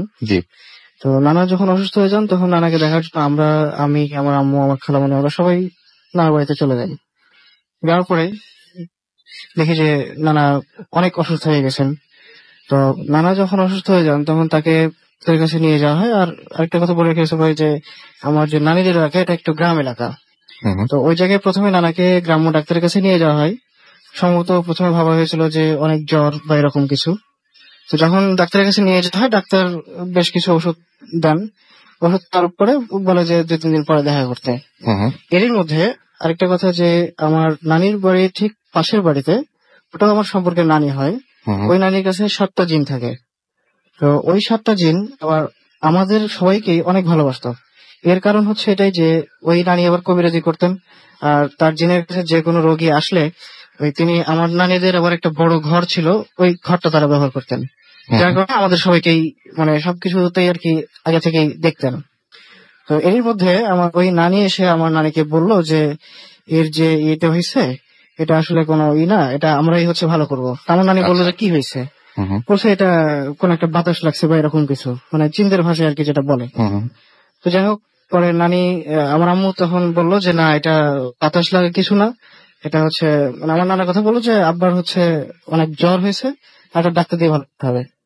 তারপরে যখন নানার অবস্থা আরো খারাপ হয়ে গেল, তারপরে আরেকটা ডাক্তারের কাছে নিয়ে যাওয়ার পরে ডাক্তার বললো যে ওনার প্যারালিসিস হয়েছে। এর মধ্যে নানার আমার মানে পুরো ডান সাইডটা অবশ হয়ে যায়। তারপরে ডাক্তারের কাছে আরো প্রায় 1 সপ্তাহ চিকিৎসা করার পরে কোনো অবস্থার উন্নতি হয়নি। এরই মধ্যে তখন আম্মু নানিকে বললো যে তাহলে ওই কবিরাজের কাছেই দেখাইতে। যখন ওই নানিকে বলা হলো তখন এবার ওর কবিরাজরা মানে অস্বীকৃতি জানালো, বলছে না আমরা এখন কোনো কাজ করব না। তো এর কারণ হিসেবে জানতে চাইলে পাওয়া গেল যে ওই জিনারা বললো যে ওনার গায়ে যে ইনজেকশন করা হয়েছে এই জন্য আমরা ওনাকে মানে ভালো করতে পারবো না। তো আমরা আবার জিজ্ঞেস করলাম যে ইনজেকশন করলে সমস্যাটা কি। তো বলছে যদি কোনো মানুষের শরীরে ইনজেকশন করা হয় বা সূচ ফোটানো হয় তাহলে এটা আমাদের কাছে একটু সমস্যা হয়ে যায়। তো আমি আসলে ভাই এই ঘটনা অনেক জায়গায় শুনেছি, অনেকে বলছে যে জেনারেল এরকম বলে। তো যাই হোক, আমরা অনেক রিকোয়েস্ট করার পরে তারা বলছে ঠিক আছে আমরা ওকে ভালো করার চেষ্টা করব, তবে একটা শর্ত আছে। শর্তটা কি? তো বললো যে তার শরীরে যেহেতু ইনজেকশনের সূচ ফোটানো হয়েছে, তো তার শরীর থেকে কিছু রক্ত আমাদের খেতে হবে। রক্ত খাবে? রক্ত খাবে। আচ্ছা। তো আমরা বললাম যে ইনজেকশনের সাথে রক্ত খাওয়ার সম্পর্কটা কি? তো বললো যে এই রক্ত খাওয়াটা অন্য কোনো উদ্দেশ্য না, যাতে আমরা এই যে যতটুকু রক্ত খাবো এতটুকু হচ্ছে তার শরীরকে পবিত্র করার জন্য, তারপরে আমরা আমাদের চিকিৎসা করতে পারবো। তো আমি তো প্রথম থেকে খুব কৌতূহল হয়ে গেছি, আর এখানে আমি কোনো ভয় পাচ্ছি না, বরং আমি আরো আনন্দ পাচ্ছি যে আসলে কিভাবে কি ঘটতেছে। আর একটা জিন আমার নানির শরীরে ভর করে নানি কথা বলতেছে, কিন্তু মানে নানির কোনো ওই জায়গায় হুঁশ নাই, যা কথা বলছে সবাই জিন কথা বলছে। তো আমি আমার নানার পাশে বসেছিলাম। তো আমাকে করা হলো যে বারান্দায় বসিয়ে দেওয়া হলো এবং 2 পা নিচে দিয়ে, তারপরে নানি যথারীতি আমার নানার সামনে এসে দাঁড়ালেন। দাঁড়ানোর পরে আমার নানার মাথার ঠিক উপরে মাঝখানে, যেটা আমরা টিকলি বলি, এই জায়গাতে বড় নখ দিয়ে কিছুক্ষণ মানে টানলেন। হ্যাঁ টানলেন, টানার পরে মুখ লাগিয়ে দিলেন। মুখ লাগিয়ে দেওয়ার পরে 10 থেকে 12 সেকেন্ড মানে তিনি চোষক দিলেন। তো যখন তিনি চোষক দিলেন তার মুখের ফাঁক দিয়ে আমি একদম নানার মাথার কাছে ছিলাম, ওখান থেকে আমি একদম সরাসরি দেখতে পেলাম যে নানার ওই জায়গার চুলের প্রত্যেকটা গোড়া একদম লাল হয়ে গেল। আমি এরকম অদ্ভুত ঘটনা জীবনে শুনি এবং আপনি চোখের সামনে দেখেছেন? আমি চোখের সামনে দেখছি। আচ্ছা। এটা দেখার আরেকটা মানে আমি এতটা ভালোভাবে দেখার কারণ হচ্ছে আমি তখন সায়েন্সে পড়তাম, তো আমাদের এক স্যার ছিল, স্যার বারবারই বলতেন যে জিন বলে পৃথিবীতে কিছু নাই। কিন্তু আমি আমার চোখের সামনে দেখতেছি যে আমার ওই নানি একেবারে অশিক্ষিত এবং মূর্খ, পড়ালেখা তিনি কিছুই জানেন না, এমনকি কোরআনের কোনো আয়াত তার মুখস্থ নাই, অথচ ওই জিন তার শরীরে হাজির হয়ে মানে সে কোরআনের আয়াত পড়তেছে, আবার এই ধরনের ঘটনাগুলো ঘটতেছে, যার কারণে আমি আরো বেশি এক্সাইটেড হয়ে গেলাম। আপনার নানা কি সুস্থ হয়েছিলেন এটা করার পরে? এরপরে নানাকে হচ্ছে ওই রক্ত খাওয়া হলো, রক্ত খাওয়ার পরে প্রায় আধা পর রক্ত খাইছে, খাওয়ার পরে বললো যে ঠিক আছে আমরা সন্ধ্যায় মানে চিকিৎসা শুরু করবো। তো সন্ধ্যায় আমাদেরকে বলে দেওয়া হলো যে নিমের ডাল, তারপরে আগরবাতি, আরো অনেক কিছু। তো আমি বাজার থেকে নিয়ে আসলাম। এরপরে রাত্রিবেলা আবার জবা ফুল নিয়ে আসতে বলা হয়েছে, জবা ফুলও নিয়ে আসলাম। নিয়ে আসার পরে নানাকে 3 দিন চিকিৎসা করলো, তারা প্রায় 1 থেকে 1.5 ঘন্টা করে। দেওয়ার পরে বললো যে আর কোনো সমস্যা নেই, তিনি খুব তাড়াতাড়ি সুস্থ হয়ে যাবেন। এরপরে আমরা দেখলাম যে প্রায় 1 সপ্তাহ পরে আমার নানা মোটামুটি সুস্থ হয়ে গেল। তারপরে জিন বললো যে আপনারা এক কাজ করেন, বাজার থেকে দুধ পায়েস এগুলো সব নিয়ে আসেন, নিয়ে মানে পায়েস তৈরি করার জন্য। তো বললো যে, তা আমি আবার তখন চিন্তার সাথে মাঝে মাঝে কথা বলছিলাম, মানে অবসর সময়, তো আপনারা কোথায় থাকেন কি থাকেন। তো আমার সাথে তারা বেশ ভালোভাবে কথা বললো, এবং মানুষের সাথে কথা বলে যেমন ঠিক এইভাবে আমার সাথে মানে সামনাসামনি বসে গল্প বললো। তা আমি তো দুধ নিতে বলা হয়েছে প্রায় 6 থেকে 7 কেজি। তা আমি বললাম যে, আচ্ছা এত দুধ কে খাবে, আমরা তো বাড়িতে মানুষ আছি 10 থেকে 12 জন। তখন ওই জিন বললো যে এখানে আমাদের সাথেও অনেকজন আছে, তারাও খাবে। তো যাই হোক, পরে যখন পায়েস রান্না হয়ে গেল, সবাই একসাথে বসে সবাই মিলে খাইলাম, এমনকি ওই নানি আমাদের সাথে খাইলো, কিন্তু নানি খায়নি, আসলে ওই জিনটা খাইছে। আর এর পরবর্তীতে মানে আরেকটা ঘটনার সাথে ঘটনা রিলেটেড আছে, ওটা পরে এক সময় বলা যাবে। তারপরে আর কি নানা সুস্থ হয়ে যান। Thank you very much, thank you Rajshahi. আপনারা চমৎকার সব ঘটনা উপহার দিচ্ছেন এবং আপনাদের এক্সাইটমেন্ট আমরা দেখতে পাচ্ছি ফেসবুক এবং বিভিন্ন জায়গায়, এবং আমরা সেই ঘটনা আপনাদের কাছ থেকে একটার পর একটা ঘটনা শুনছি, এবং যা ঘটনা আপনারা শুনছেন আমি যারা দেশে এবং দেশের বাইরে বসে শুনছেন তাদেরকে বলবো, যারাই এই ঘটনা শুনছেন যেখান থেকে বসে শুনছেন, এই সব ঘটনাগুলো রাজশাহীর স্থানীয় ঘটনা, যেগুলো রাজশাহীর স্থানীয় মানুষজন এসে এই ঘটনাগুলো বলছেন। এবং কেউ এখানে এসছেন যারা রাজশাহীতে থাকেন এতক্ষণ ধরে, যারা যারা আপনারা এই ব্রেকের পর সবাই তো রাজশাহী থাকেন, কেউ কেউ আছেন যারা রাজশাহীতে পড়াশোনা করছেন, কেউ কেউ আছেন রাজশাহী শহরে পড়াশোনা করছেন কিন্তু বাড়ি রাজশাহী জেলারই কোনো একটা জায়গায়, হয় কারো বাসা সিরাজগঞ্জে বা কারো বাসা আরো কাছাকাছি কোনো একটা জায়গায়। একটু আগে দুর্গাপুরের একটা ঘটনা পড়লাম। সো এই রাজশাহীর ঘটনার মতো নিয়ে আমরা সমস্ত বাংলাদেশ থেকে ঘটনা কালেক্ট করতে চাই, আপনাদের কাছ থেকে যেতে চাই এবং আপনাদের কাছ থেকে ঘটনা কালেক্ট করতে চাই। সুতরাং আমাদের সঙ্গেই থাকুন। আমরা চলে যাব আমাদের পরবর্তী অতিথির কাছে। আমাদের পরবর্তী অতিথি হচ্ছেন পলাশ। পলাশের কাছে একটা ঘটনা রয়েছে, সেই ঘটনাটা আমরা শুনবো। পলাশ, কোথা থেকে এসছেন আপনি? আপনার নাম এবং ঠিকানা। নাম তো আমরা বলে দিলাম, ঠিকানাটা একটু বলবেন। ধন্যবাদ রাসেল ভাই। আমি শুভজিৎ ভট্টাচার্য পলাশ, আমি বোয়ালে থানার মোড় থেকে এসেছি। জি। তো রাসেল ভাই, আমি মূল ঘটনায় আসিনি। তো রাসেল ভাই, আমার যে মূল ঘটনাটা সেটা আমার দিদিমাকে কেন্দ্র করে। তো আমার দিদিমা আমাকে প্রচন্ড ভালোবাসতেন। আমার দিদিমার একটা অভ্যেস ছিল যে বাড়ির যেসব ছেলেরা আছে বাহির থেকে কাজকর্ম করে বাসায় ফিরলে তাদের ফ্রেশ হওয়ার আগ মুহূর্তে চা নাস্তা রেডি করে রাখতেন। এটা তার সবসময় করতেন এবং তার এটা ডেইলি রুটিন ছিল তার। এটা রাজশাহীর ম্যাক্সিমাম মানুষেরই বোধহয় অভ্যাস। জি জি জি, এটা রাজশাহীতে এবং কাজলাতে ঘটে যাওয়া ঘটনাটি। তো আমি মামার বাসাতেই থাকতাম। তো আমার দিদিমা গত 2009 সালের 14 ডিসেম্বর উনি আহত হন একটু আগুনে। এবং জানুয়ারি মাসের 2010 সালের জানুয়ারি মাসের 14 তারিখে উনি মৃত্যুবরণ করেন। তো রাসেল ভাই বলে রাখি যে উনার মৃত্যুর ঠিক 5 দিনের মাথায় আমি রাত্রিবেলায় প্রাইভেট পড়িয়ে যখন বাসার দিকে ফিরে আসছি, তখন আমি বলে রাখি যে আমার মামার বাসা 2 তলা বিশিষ্ট। তো আমি নিচতলায় প্রথমে প্রবেশ করি। নিচতলায় প্রবেশ করে আমাদের বাড়ির ম্যাক্সিমাম আত্মীয় স্বজন প্রায় 15 জন নিচতলায় বসে থেকে গল্প করছিলেন। তো আমি আমার মাকে বলি যে আমি শরীরটা খুব খারাপ লাগছে, তুমি চায়ের ব্যবস্থা করো, আমি উপর থেকে ঘুরে আসি। তো আমি নিচের দরজাটা বন্ধ করে দিয়ে 2 তলার দিকে আমি রওনা দিই। তো 2 তলায় 2টা দরজা পার করে হচ্ছে ঘরের মধ্যে প্রবেশ করতে হয়। তো প্রথম দরজাটি আছে টিনের দরজা। আমি দরজাটি প্রবেশ করে, রাসেল ভাই সেদিন প্রচন্ড ঠান্ডা ছিল কিন্তু কোনো কুয়াশা ছিল না কিন্তু। তো আমি প্রথম দরজাটি ওপেন করে পরের যে দরজাটা আছে সেটাতে নক করি, এবং 2 তলায় অবস্থান করছিল আমার মেজো মামি এবং আর এক দিদিমা আমার অবস্থান করছিলেন। আমি নক করে যথারীতি আমি ঘরের মধ্যে প্রবেশ করি।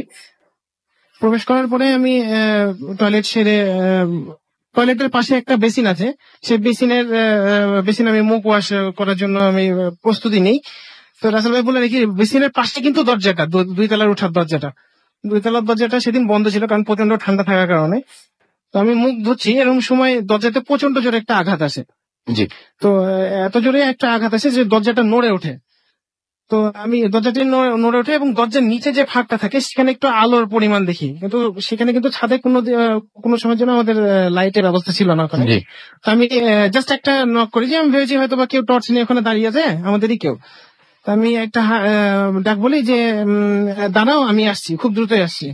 তা আমি খুলতে আমার বেশি সময় লাগেনি, যেহেতু আমার বেসিনের পাশে দরজা ছিল, 2 দরজা ছিল। দ্রুত দরজা খুলে রাসেল ভাই আমি পুরোপুরি শক যে সেই মুহূর্তে আমি কাউকে দেখতে পাইনি সেখানে। তো আমি যেহেতু দরজাটা খুলে ছোট্ট একটু ছাদ ছিল, আমি দ্রুত আমি ডানে বামে সব দেখি এবং সিঁড়ির যে রাস্তাটা আছে সেটাও দেখি। যে এত দ্রুত কেউ যদি এসে দরজা ঝাঁকানোর পরে, নক করার পরে এত দ্রুত কেউ চলে যাবে, এত মানে মানুষের এরকম কোনো ক্ষমতা নেই। তো আমি সব চেক করি, চেক করার পরে নিচে দ্রুত চলে যাই। নিচে দ্রুত গিয়ে নিচের যে দরজাগুলো আছে দরজাটা ওপেন করে আমি সবাইকে বলি যে কেউ উপরে যে দরজা নক করেছিল কিনা। তো আমাকে সবাই বলে যে না, কেউ দরজা নক করেনি। তো আমি বলি যে দরজা নক করেনি, তাহলে উপরে যে কে আসলে দরজাটা নক করলো। তো আমার দাদু বুঝতে পারে বিষয়টা। উনি আমাকে সাথে সাথে ছাদের উপর নিয়ে যায় বলে যে তুই কোথায় কি দেখেছিস। তাই আমি বললাম যে দাদু এই ঘটনা এইভাবে দেখেছি। তো এরকম দরজা নক করছিল। আর নিচে আমি একটা আলোর পরিমাণ দেখতে পাই। তো রাসেল ভাই, সেদিন কিন্তু কোনো ধরনের কুয়াশা ছিল না, কোনো ধরনের কুয়াশা ছিল না। কিন্তু সেই মুহূর্তে আমি যখন দরজাটি খুলি, তখন সেই মুহূর্তে কিন্তু সেখানে অন্ধকার আচ্ছন্ন ছিল এবং ধোঁয়াটে ভাব ছিল। তারপরে আপনি বলছেন যে ওখানে আপনার যে দিদিমা বা যার কথা দিদিমা আছে, তাদের প্রতিদিনের যে প্রত্যেক রুটিনটি হয়তো তিনি সেদিন পালন করতেছিলেন, কারণ সেখানে আমি তার উপস্থিতি দেখিনি আমি। অদ্ভুত ব্যাপার। এবং আপনাদের অনেক অনেক থ্যাঙ্কস। আমি একটা কথা ছোট্ট করে বলি ভাই, যারা আপনারা রাজশাহী স্টেশনে আছেন, আমরা দেখতে পাচ্ছি ছবিতে, এবং আপনারা আমাদের ফেসবুক পেজে সেটা পাঠিয়েও দিতে পারেন। এবং রাজশাহী স্টেশনে যারা আমাদের জন্য অপেক্ষা করছেন, আপনাদেরকে জানিয়ে দিচ্ছি রাজশাহী স্টেশন রেল স্টেশনে আমরা নেই, আমরা রয়েছি ফুর্তি রাজশাহী স্টেশনে। ফুর্তি রাজশাহী স্টেশনে আমরা আছি। এবং আপনারা অনেক ধন্যবাদ যে আপনারা আমাদের সাথে আছেন, এবং অনেক ধন্যবাদ যে আপনারা, মজা হলো আপনারা সবাই এখন দেখছি যে সেলফি তুলে আপ করে দিচ্ছেন। Thank you very much for that. এবং আমরা একটা ছোট্ট বিরতিতে যাব এবং বিরতির পরে আবারও ফিরে আসবো। এবং সেই সময় আমাদের যে সমস্ত টিম মেম্বাররা আছে তারাও আপনার সাথে কথা বলবেন। সো পর্যন্ত আমাদের সঙ্গে থাকুন। ইন দ্য মিন টাইম আমাদের SMS করতে হলে মোবাইলের মেসেজ অপশনে গিয়ে টাইপ করুন ফুর্তি, FORT, ফুর্তি স্পেস দিয়ে লিখুন আপনার নাম, স্পেস দিয়ে আপনার মেসেজ 53980 নাম্বারে আমাদের ইমেল করতে চাইলে আমাদের ইমেল অ্যাড্রেস হচ্ছে bhutfm@radiofurti.fm, which is BHWTFM@radiofurti.fm। আপনার নাম, ঠিকানা এবং ফোন নাম্বার সহ আপনার জীবনে ঘটে যাওয়া বা আপনার জানা সেরা ঘটনা লিখে পাঠিয়ে দিন আমাদের কাছে। আর যারা আমাদের সাথে ফেসবুকে কানেক্টেড থাকতে চান, চলে যান www.facebook.com/radio.furti এবং www.facebook.com/bhutfm.russell। এই দুটো অ্যাড্রেসে আমরা চলে যাচ্ছি একটা ছোট্ট বিরতিতে। Stay tuned, Radio Furti, and don't stop the Furti. Live.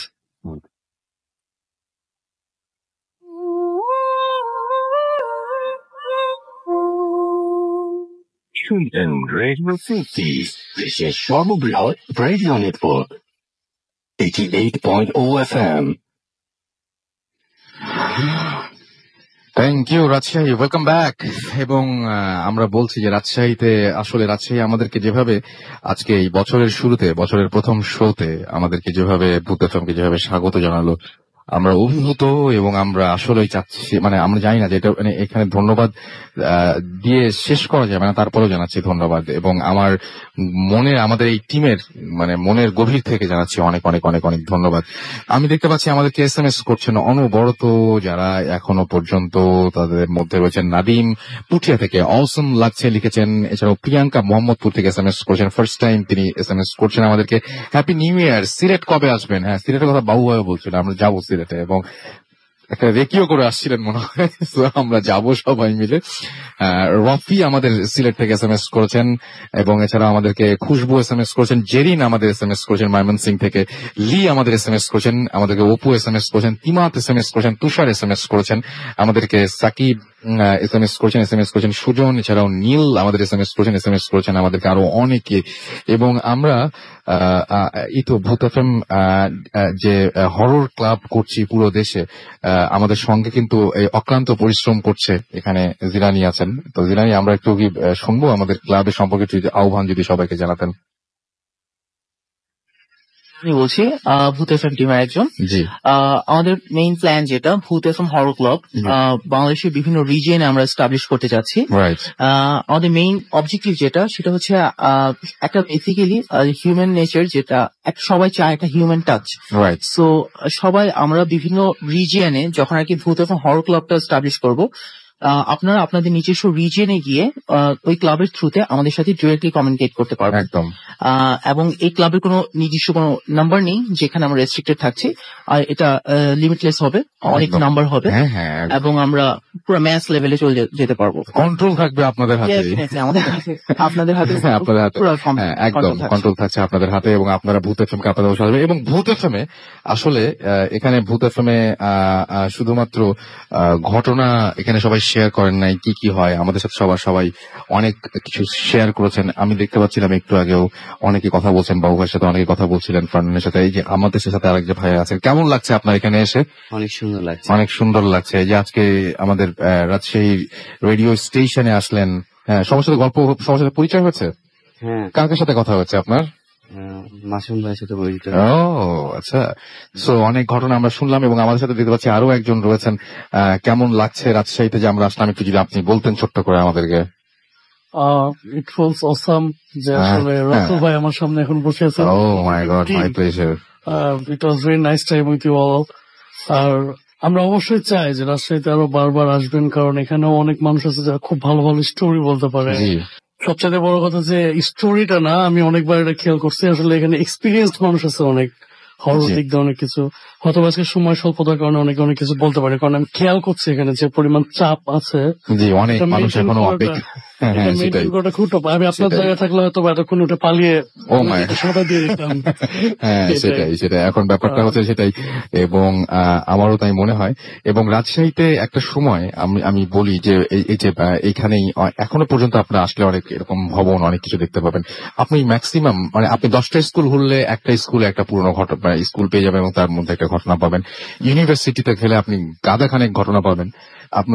আপনি যদি রুয়েটে যান, রুয়েটে এরকম ঘটনা পাবেন, এবং ঘটনাগুলো অলমোস্ট এক। রিক্সা হাত মানে হ্যাঁ পা নাই, পা দেখা যায় না, পা ছাড়া রিক্সা চলছে। বদ্ধভূমির ঘটনা আপনি হয়তো রাইট। তো পিছনের দিকটা মেডিকেলের ভিতরে, এছাড়া এই শহরে আরো অনেক পুরনো অনেক বিল্ডিং আছে, মানে আপনি একটু ঘুরে দেখলে দেখতে পাবেন এখনো অনেক পুরনো। শিক্ষিত গল্প, শিক্ষানগরী শিক্ষিত গল্প। সেটাই তো আমার মনে হয় তাই। এবং কক্সবাজারে যারা আছেন তাদেরকে বলবো যে আপনাদের ওখানে আমরা ভূত এফএম এর যে ক্লাবটা রয়েছে সেই ক্লাবটা ওপেন করতে চাই, এবং আপনাদের সাথে আমরা ঘটনা শেয়ার করতে চাই আগামী সপ্তাহে। সেই জন্য কক্সবাজারবাসী যারা রয়েছেন তাদেরকে বলবো যে আমাদেরকে বেশি বেশি করে ঘটনা পাঠান, এবং ঘটনা পাঠাতে হলে যেটা করতে হবে, আপনারা আমাদের ইমেল অ্যাড্রেসটা একটু প্লিজ লিখে রাখুন বা মনে রাখুন। আমাদের ইমেল অ্যাড্রেস হচ্ছে bhutfm@radiofurti.fm, which is bhwtfm@radiofurti.fm। এখানে মাসুম পুরোপুরি টেকনিক্যালের দিকটা দেখছে, এবং ঢাকায় রয়েছেন আমাদের সাথে শাহিন ভাই। থ্যাংক ইউ ভেরি মাচ আপনাদেরকে আমাদের সাথে। ফারনান, কিরকম লাগলো সবার সাথে কথা বলে? একটু এখানে যারা আছেন সবার সাথে। ভাই অনেক ভালো লেগেছে আসলে। আচ্ছা, রাজশাহী শহরটাকে কি ফিল করা যাচ্ছে কোনো কিছু? হ্যাঁ, রাজশাহী শহরটাতে মানে ফিল করা যাচ্ছে যে আমার সব থেকে ভালো লাগছে রাজশাহী যে মানে একদম ক্লিন একটা সিটি, রাইট, এক নম্বর। আর ভৌতিক কথা যদি বলেন আপনি, কিছু কিছু জায়গায় তো মিস্ট্রিয়াস মনে হয়, কেননা ব্রিটিশ এখানে একটা ছোঁয়া রয়েছে কিছু কিছু জায়গায়, ওই সময়কার কিছু বিল্ডিং রয়েছে। তো এই বিষয়গুলো কিন্তু আসলেই মানে কিছুটা মিস্ট্রিয়াস মনে হয় আমার কাছে। আমার কাছে মোট কথা ভালো লেগেছে টোটাল। ভূত এফএম এর যে নতুন যে প্ল্যান গুলো সেগুলো যেন এক্সিকিউট হয়, ডেফিনেটলি আমরা সেটা। আর সবসময় তো ঢাকায় ঘটনা শেয়ার করি, আজকে ভূত এফএম এর যে রাজশাহী স্টেশনে আসার পরে। কিন্তু আপনারা অনেকের কাছে ঘটনা তো অফ দ্য রেকর্ড মানে শুনছেন, তাই না? মানে অন এয়ারের বাইরেও আপনারা শুনেছেন অনেক কিছু, এবং আলাদাভাবে কথা বলছিলেন অনেকের সাথে দেখছিলাম। Right, thank you very much. আমরা একটু আপনার সাথে কথা বলে আসি। হ্যাঁ ভাইয়া, আমি কেমন লাগছে আপনার কাছে এই মুহূর্তে? আমি রুয়েট থেকে আসছি, আবির হাসান। অসাধারণ ভাইয়া, এক কথায় অসাধারণ। আগে থেকেই ভাইয়া আমি এখান মানে ভূত এফএম এর খুবই বড় ফ্যান। রাজশাহীতে ভূত রুয়েটে ভয়টা পান নাকি মাঝে মাঝে? আসলে ভয় ভাইয়া ভালো লাগে, পেটে ভালো লাগে, ভয় পাই, আর রেগুলারই ভূত এফএম শোনা হয়। Thank you so much. আমরা একটু বাবু ভাইয়ের কাছে যাই। বাবু ভাই, আপনাকে যে দায়িত্বটা দিব সেটা হচ্ছে আমাদের যে কক্সবাজারে আমরা যাচ্ছি, এবং কক্সবাজার বাসীদের তাহলে কি করতে হবে একটু বলে দেন। এখানে এসে আপনারা তো অনেক মানে দেখলেন তো এখানে যে সারা পেয়েছেন তার সাথে বেশি সারা আমরা চাই, তাই না? হ্যাঁ, অবশ্যই আমরা চাই যে ওখানে সবাই আসুক এবং এসে শেয়ার করুক, কারণ যেখানেই যাওয়া হবে সেখানকার মানুষের নিজস্ব এক্সপিরিয়েন্স পাওয়াটা খুব ভালো জিনিস। এবং যদি আসলেই তারা নিজেরা এক্সপিরিয়েন্স করে থাকে সেটা আরো বেশি ভালো। আচ্ছা, আপনি মাঝে মাঝে কিছু সেন্স করতে পারেন, এখানে আপনার ঘুরে টুরে কিছু মনে হয়েছে রাজশাহী শহরে? না, রাজশাহী শহরটা আসলে অনেক আগে থেকেই শোনা রাসেল ভাই এটা সম্বন্ধে, যে অনেক কিছুই দেখা যায়, অনেক কিছু শোনা যায়, বিভিন্ন যে আপনি যে হাত ছাড়া মানুষের কথা বললেন, এই ধরনের জিনিস, এই জিনিসটা এক্সপিরিয়েন্স করার জন্য কিন্তু আজকে রাতে আমি ফারনানকে নিয়ে গিয়েছিলাম আপনার সেই রাজশাহী ইউনিভার্সিটিতে, ভিডিও আপ করেছি, ওখানে যে ঘুরে টুরে আসলাম। বেশ মিস্টেরিয়াস শহর, সেটাই, বেশ মিস্টেরিয়াস শহর। Thank you. আপনাদের সবার সাথে কথা হবে আগামী সপ্তাহে কক্সবাজারে। And thank you Rajshahi, thank you so much আমাদের সঙ্গে এতক্ষণ থাকার জন্য এবং আমাদেরকে ঘটনা পাঠানোর জন্য, আমাদেরকে এইভাবে সপ্তাহ জুড়ে সাড়া দেবার জন্য, এবং যতক্ষণ পর্যন্ত আমরা শো করছিলাম ততক্ষণ পর্যন্ত আমাদের সঙ্গে থাকার জন্য।